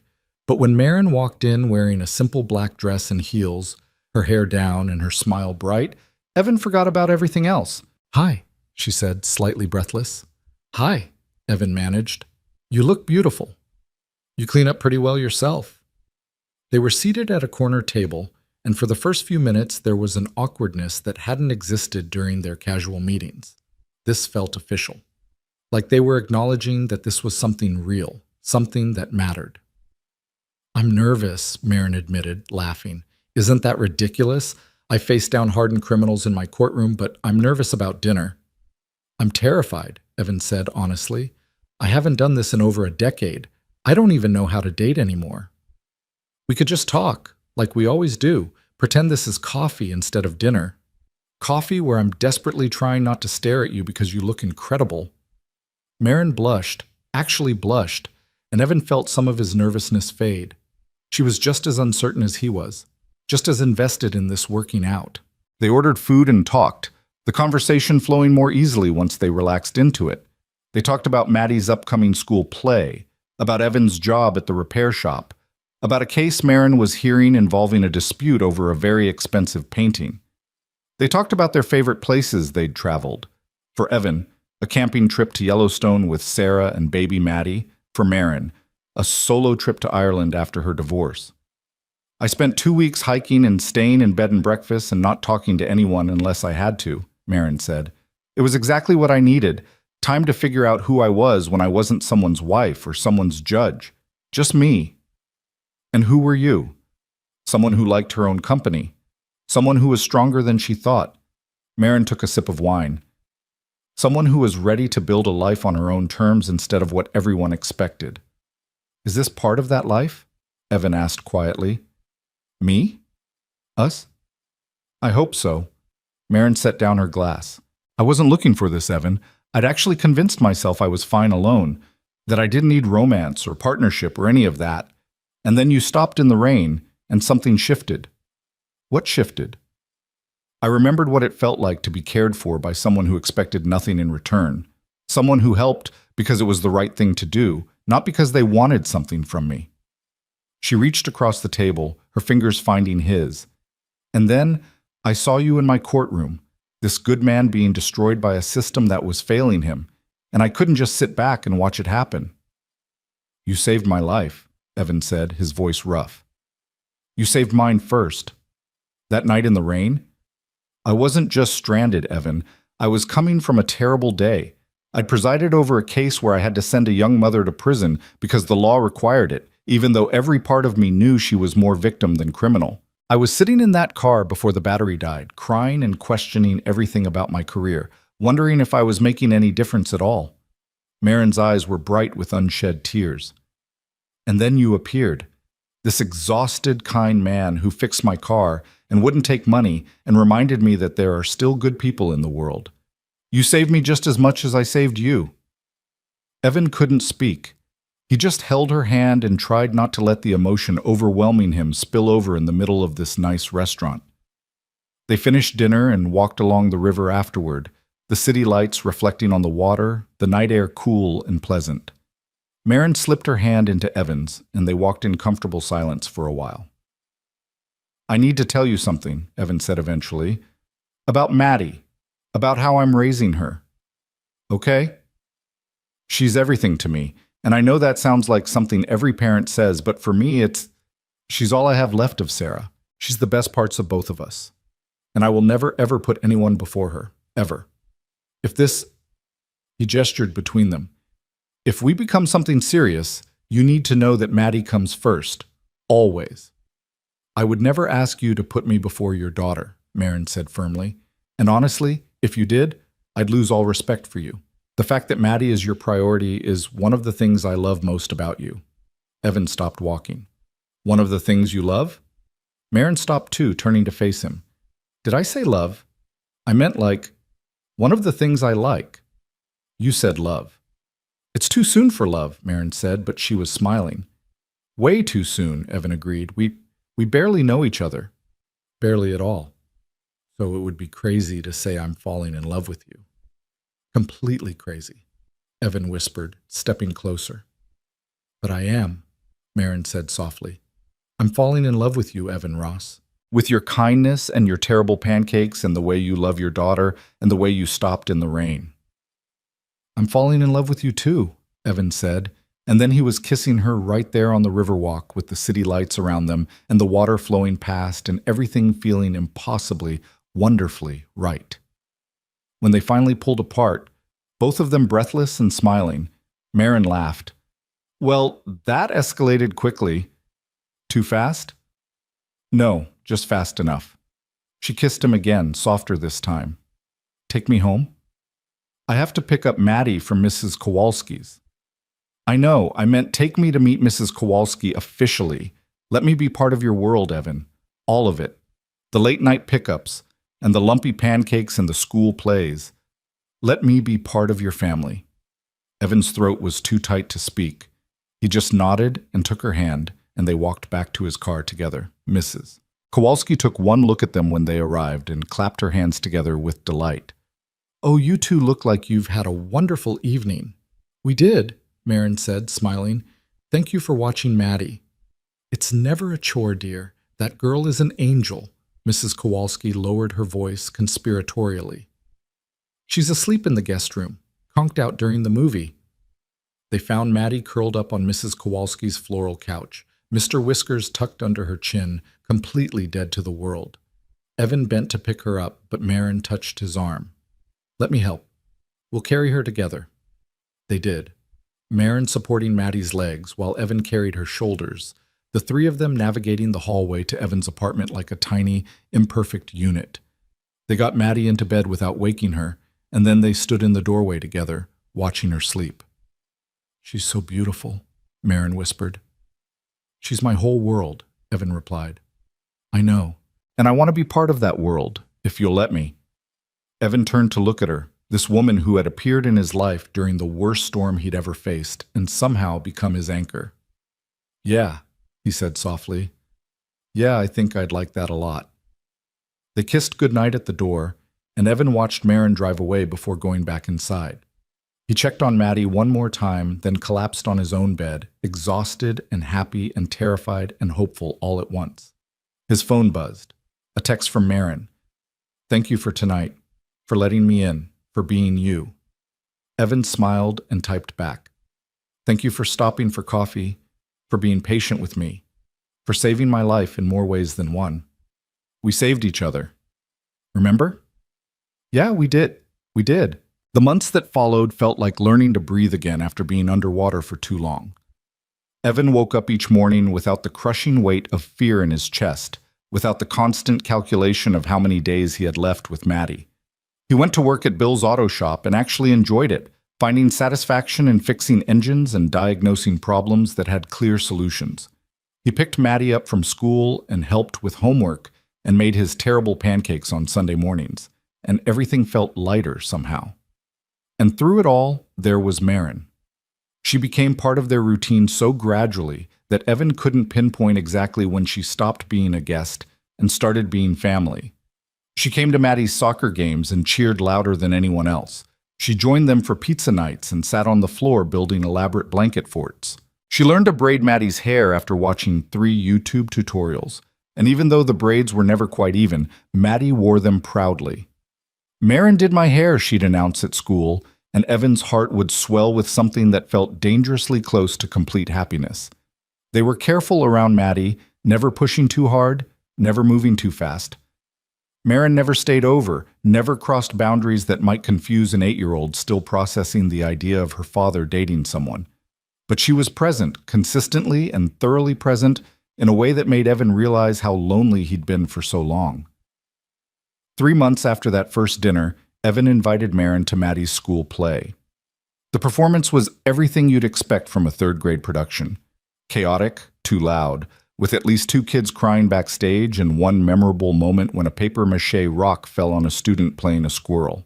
But when Maddie appeared as her tree, standing completely still with her arms stretched out like branches, her face serious with concentration, Evan felt tears prick his eyes.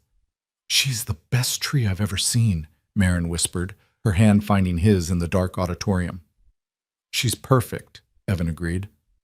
After the play, they took Maddie out for ice cream to celebrate. She was still wearing her brown face paint and leaf costume, chattering excitedly about how she'd almost forgotten to stay still during the forest fire scene, but remembered just in time. "You were amazing, Sunshine," Evan said, wiping chocolate ice cream off her nose. "Did you see when Tommy forgot his lines and just stood there? Mrs. Peterson had to whisper them from backstage and everyone could hear." Maddie dissolved into giggles. "It was so funny." "Everyone forgets their lines sometimes," Marin said diplomatically. "The important thing is you all did your best." "I didn't forget anything. I was a perfect tree." Maddie took another huge bite of ice cream. "Hey, Marin." "Yeah, kiddo?" "Are you going to marry my daddy?" Evan choked on his vanilla. Marin's eyes went wide. The question hung in the air like a bomb that had just gone off. "Maddie," Evan managed, his face burning. "You can't just... We haven't... That's not something you ask." "Why not?" Maddie looked genuinely confused. "Emma says when grown-ups date for a long time, they get married, and you've been dating for 3 whole months. That's pretty long." 3 months isn't that long in adult time," Marin said gently, but she was smiling. "Marriage is a big decision, sweetheart. It takes time." "But you love each other, right? You told me love was important." "It is important," Evan said, finding his voice. "But there's lots of kinds of love, and marriage is... It's complicated, Maddie." "It doesn't seem complicated. You like each other. You make each other happy. You should get married, and then Marin could live with us and we could get a dog." Maddie had clearly thought this through. "It makes perfect sense." "Out of the mouths of babes," Marin murmured, and when her eyes met Evan's, there was something in them that made his heart race. They deflected Maddie's questions for the rest of the evening, but the conversation stayed with Evan for days afterward. Marriage. He hadn't let himself think that far ahead, hadn't let himself imagine a future that complete.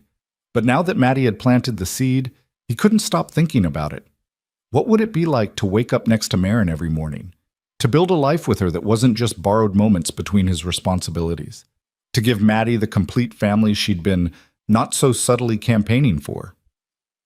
2 weeks later, Evan found himself at a jewelry store during his lunch break, feeling completely out of his depth. The salesman, a slick guy with too much cologne, kept showing him rings that cost more than Evan's car. "For the woman you love, you want something that makes a statement," the salesman said, holding up a diamond that could probably be seen from space. "I want something she'll actually like," Evan countered. "Something that's not about how much I spent, but about what it means." He ended up choosing a simple ring with a small sapphire surrounded by tiny diamonds. It was elegant without being flashy, beautiful without being ostentatious, and most importantly, it reminded him of Marin, understated but brilliant. The salesman looked disappointed by the choice. "It's quite modest, sir. Are you sure?" "I'm sure," Evan said firmly. "This is the one." Now he just had to figure out how to propose. He asked Patricia for advice over coffee, and she nearly spit out her latte. "You're going to propose? Evan, that's wonderful." "I think I'm going to propose. Maybe. If I can figure out how." Evan ran his hands through his hair. I have no idea what I'm doing. Should it be public? Private? Should I involve Maddie? Should I plan something elaborate or keep it simple? What is Maren like? She likes... Evan paused, thinking. She likes simple things, real moments. She always talks about how much she hates pretense and performance. Then keep it simple and real, Patricia advised. Propose in a way that means something to both of you. Make it about your story, not about what proposals are supposed to look like. He talked to Mrs. Kowalski next, who immediately started crying and hugging him. Oh, Evan, Sarah would be so happy for you. She really would. You think so? I know so, dear. She never wanted you to be alone. She wanted you to find love again. Mrs. Kowalski patted his cheek. And that Maren is lovely, just lovely. She'll be good for you and Maddie both. Finally, Evan talked to the most important person, Maddie herself. He waited until bedtime, when she was tucked in with Mr. Whiskers and the nightlight casting its familiar stars across the ceiling. Sunshine, can I talk to you about something important? Maddie sat up immediately, her eyes wide. Is something wrong? Is someone sick? No, nothing like that. Everything's good. Really good, actually. Evan sat on the edge of her bed. I wanted to ask you something about Maren. Are you going to propose? Maddie's face lit up. Are you finally going to propose? How did you... Daddy, you've been acting weird for like 2 weeks, and you keep looking at Maren all funny, and Mrs. Kowalski keeps crying every time she sees you. Maddie rolled her eyes. I'm 8, not stupid. 8.5, Evan corrected automatically, and she grinned. Yeah, I'm thinking about proposing, but I wanted to make sure you were really okay with it first. Not just okay, really, truly happy about it. Maddie was quiet for a moment, her face serious in a way that reminded Evan that she'd lived through loss, too, that she understood more than most kids her age. When she spoke, her voice was small. Will you still have time for me? If you marry Maren? Oh, baby. Evan pulled her into his arms. I will always have time for you. Always. You're my number one person, Maddie. That will never change, no matter who else is in our lives. Promise? I promise. Forever and always, you're my sunshine. Nobody could ever change that. Maddie hugged him tight, then pulled back with a mischievous grin. Then yes, you should totally marry her. And when you propose, you should do it somewhere special, not boring. Somewhere with a story. Somewhere with a story, Evan repeated. Like where? I don't know. That's your job, Daddy. You're the grown-up. He thought about it for days, running through possibilities and discarding them. The restaurant where they'd had their first date? Too predictable. The park where they walked? Too public. Her apartment? Too ordinary. Then, one night while channel surfing, the weather report came on. The meteorologist was discussing an incoming storm system, and Evan felt something click into place. The rain, where it all started, where their story really began. He spent the next week watching weather forecasts obsessively, waiting for the right conditions. Maren noticed his strange behavior but didn't comment, probably assuming he was just being his usual slightly anxious self. Maddie, who knew the plan, kept giving him exaggerated winks that Maren definitely noticed but politely ignored. Finally, on a Thursday evening, the forecast called for rain. Not a violent storm like that night months ago, but steady rainfall that would last through the evening. It was perfect. Evan called Maren. Hey, are you free tonight? I am. Were you thinking dinner? Actually, I was thinking something different. Can you meet me at Miller's Point around 7? There was a pause. Miller's Point? That's the overlook near where I found you that night. Yeah. Another pause, longer this time. Evan, is everything okay? Everything's perfect. Just trust me. Always, Maren said softly. Evan arranged for Mrs. Kowalski to watch Maddie, though his daughter was bursting with the secret. Don't tell her, Maddie whispered loudly as Evan left. It's a surprise. I won't, Mrs. Kowalski promised, winking at Evan. The rain started just as Evan pulled onto the highway. It was gentle, steady, the kind of rain that felt cleansing rather than violent. He drove to Miller's Point, his heart hammering in his chest, the ring box burning a hole in his pocket. Maren was already there, standing by the overlook railing, Her coat pulled tight against the rain. When she heard his car, she turned, and the smile on her face was confused but warm. "You're insane," she called out as he approached. "It's raining." "I know," Evan shouted back. "That's kind of the point." He reached her, both of them getting steadily wetter, and took her hands. She was laughing, bewildered, beautiful. "Evan, what are we doing here?" "I've been thinking about that night," he said, rain dripping down his face. "The night we met. You were stranded in a storm and I stopped to help. We were both at our lowest points, me terrified about the trial, you questioning your entire career. We were strangers who happened to need each other at exactly the right moment." "I remember," Maren said softly. "And I've been trying to figure out how to do this, how to ask you something important. I thought about fancy restaurants and romantic getaways and all these elaborate plans, but none of it felt right." Evan squeezed her hands. "Because our story isn't about elaborate plans. It's about showing up in the rain. It's about being real and honest and choosing each other, even when it's messy and complicated." "Evan, I'm not rich, Maren. I'm never going to be able to give you luxury cars or fancy vacations. I work at an auto shop. I live in a tiny apartment. I have a daughter who needs me and will always come first. My life is chaos and lumpy pancakes and school plays where the sets fall down." He was crying now, or maybe it was just rain, he couldn't tell. "But I love you. I love you so much it terrifies me, and I want to spend the rest of my life showing up for you, the way you showed up for me when I needed it most." Evan dropped to one knee in the rain, pulling out the ring box with shaking hands. Maren gasped, her hands flying to her mouth. "Maren Caldwell, will you marry me? Will you be part of this messy, imperfect, beautiful life? Will you let me love you in the rain and sunshine and everything in between?" For a terrifying moment, Maren just stood there, tears streaming down her face, her hands still covering her mouth. Then she was pulling him to his feet, kissing him through tears and rain and laughter. "Yes," she said against his lips. "Yes, yes, yes, you ridiculous man.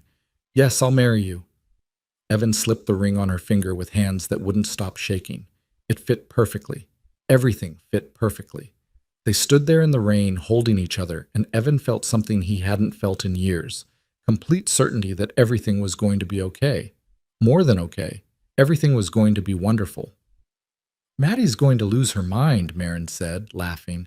"She's been hinting about this for weeks. She helped me plan it. Well, she told me to propose somewhere with a story, and this was the best story I could think of." "It's perfect." Maren held up her hand, admiring the ring in the dim light from the street lamps. "It's all perfect. You're perfect." "I'm really not." "You are to me." They drove back to Evan's apartment together, Maren following in her car, both of them soaked through and grinning like idiots. Mrs. Kowalski took one look at them and started crying again. Maddie came running out, saw the ring on Maren's finger, and screamed loud enough to wake the entire building. "You said yes! You said yes! I'm going to have a new mom!" "Stepmom," Maren corrected gently, but she was smiling through tears. "Your mom will always be your mom. But yeah, kiddo, I said yes." Maddie launched herself at both of them, wrapping her arms around their waists. "This is the best day ever. Can we get a dog now?" "Maddie," Evan started. "We'll talk about the dog," Maren said, laughing. "But not tonight. Tonight, we celebrate." They ordered pizza and ate it on the living room floor, Maddie chattering excitedly about wedding plans. She had opinions about everything. The dress should be blue, not white, because white was boring. The wedding should be outside. There should definitely be a chocolate fountain, and Mr. Whiskers should be the ring bearer. "Mr. Whiskers is a stuffed cat," Evan pointed out. "Exactly. He's very responsible." Later, after Maddie was asleep and Mrs. Kowalski had gone home, Evan and Maren sat together on the old couch, her head on his shoulder, his arm around her waist. "Are you sure about this?" Evan asked quietly. "About me? About Maddie? About this whole messy package?" "I've never been more sure of anything," Maren replied. "You and Maddie are the best thing that ever happened to me, Evan. You gave me back something I'd lost, faith that good people still exist in the world. You saved my life. You saved mine first." She twisted the ring on her finger. "We saved each other, and now we get to build something new together." The wedding planning took over their lives for the next 6 months.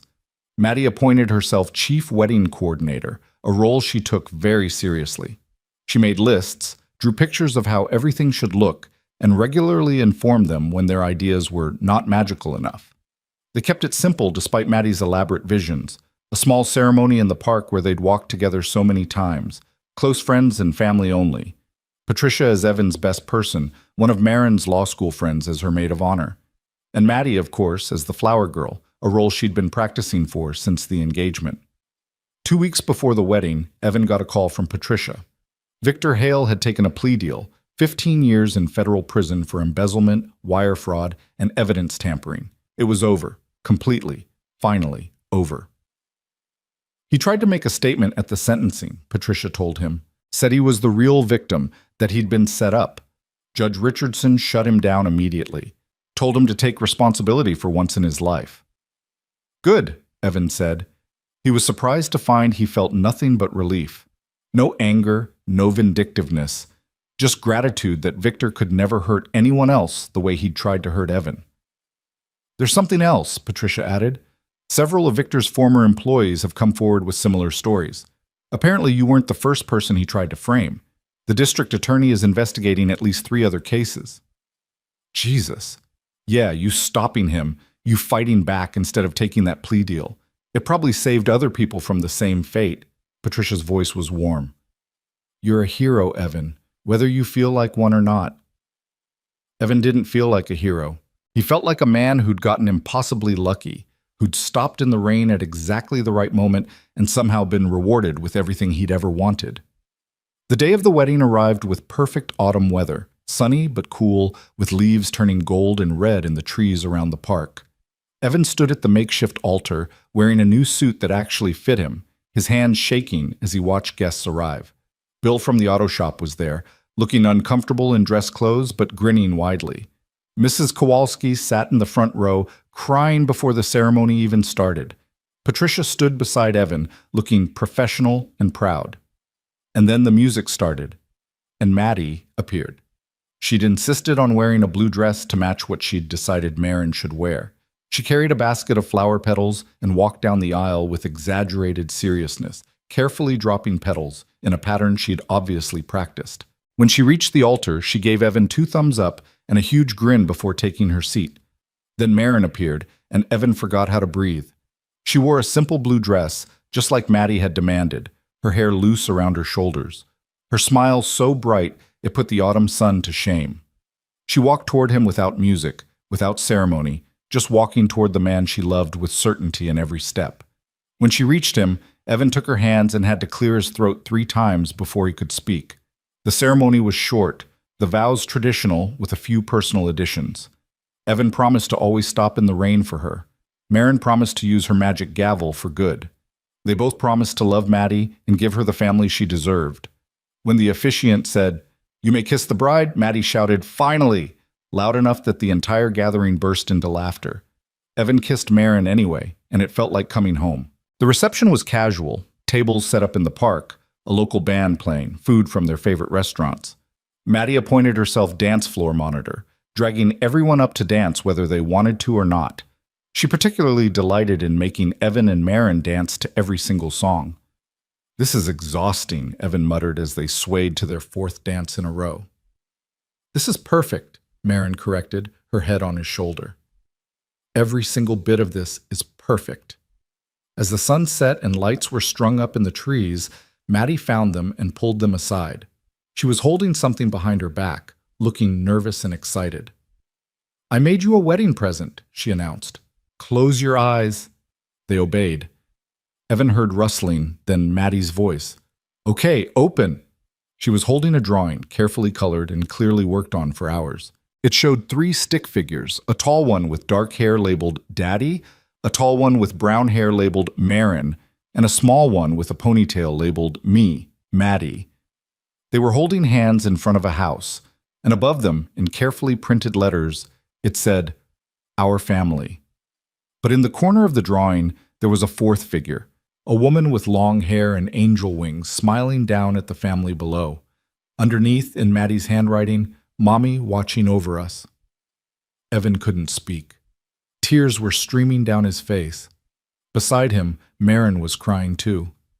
I wanted you to know, Maddie said seriously, that I think Mommy is happy about this. I think she sent Marin to us because we needed her. Oh, baby, Evan managed, pulling Maddie into his arms. That's the most beautiful thing anyone's ever given me. Marin joined the hug, the three of them holding each other as the party continued around them. A family built from rain and kindness and second chances. A family that had been broken and found a way to heal. A family that was complete not despite their losses, but because they'd learned to carry those losses together. Later that night, after the reception ended and they'd said goodbye to the last guests, after they'd dropped an exhausted Maddie at Mrs. Kowalski's for the night so the newlyweds could have some time alone, Evan and Marin sat in his car, soon to be their car, in the parking lot of his apartment, soon to be their apartment. We did it, Marin said, staring at her wedding ring. We actually did it. Having second thoughts already? Evan teased. Not a single one. You? Not one. He took her hand. I keep thinking about that night in the rain, how I almost didn't stop, how I was so focused on my own problems that I nearly drove past you. But you didn't. But I almost did. And if I had, none of this would have happened. You wouldn't have been my judge. You wouldn't have questioned the evidence. I'd probably be in prison right now, and Maddie would be... He couldn't finish the sentence. Marin squeezed his hand. But you did stop. You chose kindness, even when you had every reason not to, and that choice changed both our lives. You really think Sarah sent you to us, like Maddie said? Marin was quiet for a moment. I think the universe has a way of bringing people together when they need each other. Whether that's fate or coincidence or divine intervention, I don't know. But I know I'm grateful for it. She turned to face him. I'm grateful for the rain, for the broken-down car, for the judge assignment, for every impossible coincidence that brought us here. Me too, Evan whispered. Me too. They sat there a while longer, watching the stars come out, thinking about rainstorms and courtrooms and hardware stores and all the strange, beautiful ways that lives can intersect and change. Eventually, they went inside, up the narrow stairs to the small apartment that would soon be too crowded for 3 people. They'd been looking at houses, places with yards where Maddie could play, and Evan smiled at the thought where a dog could run. What are you smiling about? Marin asked. I was just thinking we're going to need to get that dog now. Maddie's going to insist. We definitely are. She's already picked out names, at least 7 different names, depending on her mood. We're going to have chaos, you know, with all 3 of us living together. It's going to be loud and messy and sure, perfect, Marin finished. It's going to be perfectly imperfect, just like we are. 3 weeks later, they moved into a small house with a fenced backyard in a neighborhood that was safe enough for Maddie to play outside and close enough to both their jobs. Maddie got her own room, which she immediately decorated with dragon posters and declared the best room in the universe. Evan converted the garage into a workshop where he could fix cars on weekends. Marin set up a home office where she could review case files away from the courthouse. They planted a small garden that mostly died because none of them had any idea what they were doing, but the tomatoes survived, and Maddie declared them the most delicious tomatoes ever grown. And then, one Saturday morning, 2 months after they moved in, Evan surprised them both. Get in the car, he announced at breakfast. We're going somewhere. Where? Maddie demanded. It's a surprise. They drove to the animal shelter on the other side of town. Maddie figured it out the second they pulled into the parking lot. A dog, she screamed, unbuckling her seatbelt before the car even stopped. We're getting a dog. Daddy, you didn't tell me we're getting a dog today. It was supposed to be a surprise, Evan said dryly, but he was grinning. They spent 2 hours at the shelter, Maddie insisting on meeting every single dog. She fell in love with at least 15 of them before finding the one. A medium-sized mutt with golden fur and soulful brown eyes, who'd been at the shelter for 6 months because, according to the volunteer, nobody wants the older ones. What's his name? Maddie asked. Lucky. He was found as a stray last year. Lucky, Maddie repeated, kneeling down. The dog immediately came to her, tail wagging, and licked her face enthusiastically. Hi, Lucky. Do you want to come home with us? Lucky barked once, as if answering yes. This one, Maddie announced. This is our dog. The volunteer smiled. He's a good boy, fully house-trained, good with kids, very gentle. You're giving him a wonderful home." "He's giving us a wonderful dog," Marin said, watching Maddie hug Lucky with pure joy on her face. They took Lucky home that afternoon, stopping at a pet store to buy supplies that cost more than Evan wanted to admit. Lucky settled into their house like he'd always belonged there, claiming the corner of the living room as his spot and following Maddie everywhere she went. That night, after Maddie was asleep with Lucky curled up at the foot of her bed, despite their agreement that the dog would sleep in the living room, Evan and Marin sat on their back porch, watching fireflies in the garden. "We have a house," Evan said wonderingly. "A dog. A family. Sometimes I have to pinch myself to make sure this is real." "It's real," Marin assured him. "All of it. The house, the dog, the life we're building. It's all real. I never thought I'd have this again. After Sarah died, I thought that part of my life was over, that I'd raise Maddie alone and that would be enough. And it would have been. You're an incredible father, Evan. You would have been fine." "But this is better," Evan said. "This is so much better. Having you here, having someone to share it all with, the good days and the bad days and the normal, boring days.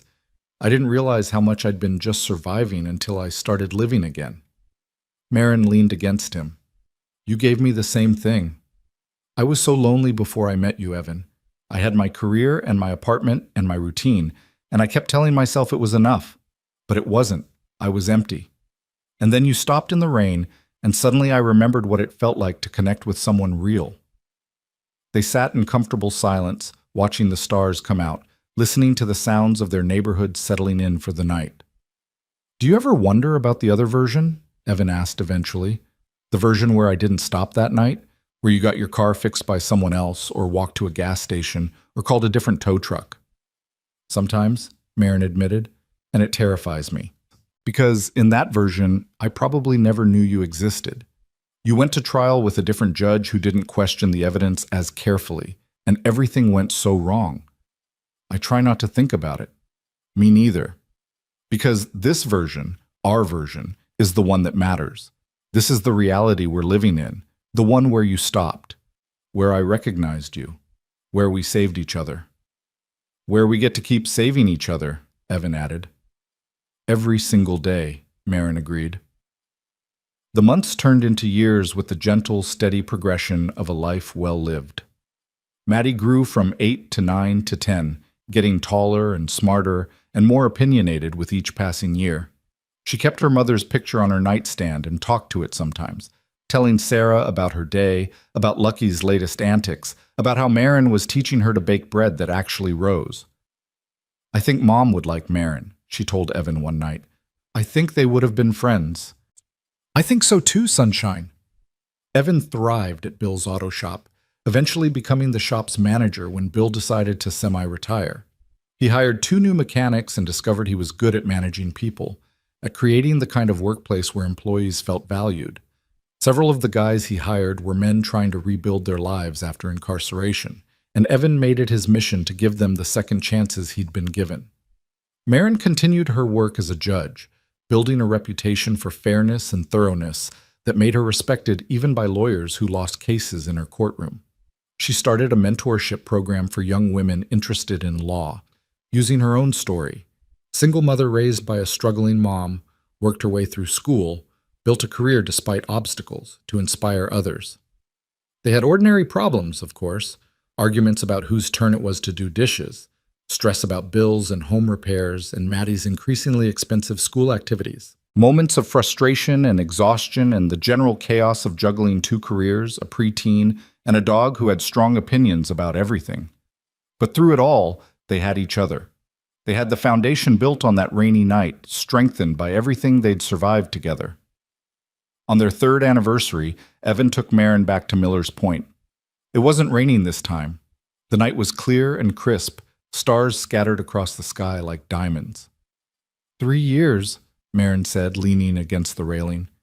"Remember when we stood here in the rain and you proposed? I remember being terrified you'd say no. I remember thinking you were insane for proposing in a rainstorm," she laughed, "but also thinking it was the most romantic thing anyone had ever done. It suited us. Nothing about our story has been conventional. Thank God for that. Marin turned to face him. Conventional is boring. Give me rainstorms and courtroom drama and hardware store meetings any day. Brilliant. What about the rest of our lives? Evan asked. What does that look like? More of this. More ordinary days and extraordinary moments. Watching Maddie grow up. Growing old together. Maybe traveling when Maddie goes to college. Seeing the world we've been too busy to explore. Marin smiled. Maybe eventually becoming grandparents to kids who roll their eyes at our stories about meeting in a rainstorm. That sounds perfect. It does, doesn't it? They stood there a while longer, in the spot where everything had started, and thought about the future stretching ahead of them. A future built on the foundation of one man's choice to stop in the rain. One act of kindness that had rippled outward, changing everything. 5 years after that rainy night, Maddie stood at middle school graduation, giving a speech she'd written about the importance of helping strangers. She told the story of how her father had stopped to help someone in a storm, and how that single act had changed their family's entire trajectory. We never know how one small choice might affect our lives, she said, reading from her carefully prepared notes. My dad didn't know that helping a stranded motorist would lead to meeting my stepmom. He didn't know it would give us our dog Lucky, or our house, or this whole life we have now. He just knew someone needed help, and he chose to stop. She looked up from her notes, finding Evan and Marin in the audience. The lesson I've learned from my parents is that kindness matters. That showing up for people matters. That the smallest choices can have the biggest impacts. And that love, real love, comes from choosing to be there for each other, especially when it's hard, especially when it's inconvenient, especially when you have every reason to just keep driving. The audience applauded. Evan was crying as usual. Marin was holding his hand, also crying. Lucky was at home, hopefully not destroying the furniture. After the ceremony, they took pictures and went out for ice cream because some traditions were sacred. Maddie had grown from that gap-toothed 8-year-old into a poised, almost teenager who still loved chocolate chip cookie dough and dragons, and her family with fierce loyalty. I can't believe you told that story in front of everyone, Evan said, equal parts proud and embarrassed. It's a good story, Dad. People need to hear good stories. Maddie took a bite of ice cream. Besides, it's true. You and Marin are basically a fairy tale, except real. We're not a fairy tale, Marin protested. We're just two people who found each other at the right time. That's literally what fairy tales are, Maddie said wisely. Right person, right time, right circumstances, except yours has a rainstorm and a courtroom instead of a castle and a ball. When did you get so smart? Evan asked. I've always been smart. You just notice it more now that I can argue better. They laughed. This family built from broken pieces and rainstorms and impossible chances. They finished their ice cream and drove home to their house with the backyard where Lucky was definitely destroying something, to their ordinary life that felt extraordinary every single day. That night, after Maddie was asleep and Lucky was curled up in his corner and the house was quiet, Evan and Marin sat together on their back porch like they did most nights. Do you ever miss it? Marin asked suddenly. The before? The simplicity of it being just you and Maddie? Evan thought about it honestly. Sometimes I miss how simple things were. Just the two of us, our routine, our little bubble. But then I remember how lonely I was, how much I was just going through the motions. He pulled her closer. This is better. This is so much better. Even when it's complicated and messy and chaotic. I wouldn't trade this for anything. Me neither, Marin said softly. You and Maddie gave me a family I never thought I'd have, a home that's more than just a place, a life that matters beyond my courtroom. We saved each other. Evan repeated the phrase that had become their truth. We did, and we keep saving each other every single day. They sat in the comfortable silence of people who'd learned each other's rhythms, who'd weathered storms together and come out stronger. Above them, the stars wheeled across the sky, the same stars that had witnessed a broken-down car on a rainy night years ago, a terrified father and a stranded judge who'd found each other in the chaos. Inside, Maddie slept soundly, dreaming whatever dreams 13-year-olds dream, secure in the knowledge that she was loved and safe and part of something unbreakable. Lucky dozed in his corner, one ear twitching at the sound of a distant siren, The house settled into its nighttime creaks and groans, holding this family in its walls like a promise. And on the back porch, Evan and Marin held hands and watched the fireflies dance in the garden they'd planted together, thinking about rainstorms and courtrooms and hardware stores and all the impossible moments that had led them here, to this life, this family, this perfect, imperfect, extraordinary, ordinary existence. To home. Their story had started in a storm, built through a trial, and bloomed into something neither of them could have imagined. And it would continue, day by ordinary day, through all the moments big and small that make up a life well lived. Because sometimes the best stories don't end in grand gestures or dramatic conclusions. Sometimes they just continue, steady and sure and filled with love, like rain falling on thirsty ground. Like a man who stopped to help a stranger. Like a judge who questioned everything. Like a little girl who believed in magic. Like a family built from kindness, courage, and the simple choice to show up for each other, again and again and again. Their story didn't need a sequel. It was complete in its continuation, perfect in its imperfection, extraordinary in its ordinariness. And if you asked any of them, Evan with his grease-stained hands and his terrible pancakes, Marin with her gavel and her fierce sense of justice, Maddie with her dragons and her wisdom beyond her years, they would all tell you the same thing. That sometimes the best thing you can do is stop in the rain, because you never know who might be waiting there, in the storm, at the exact moment when both of your lives are about to change forever.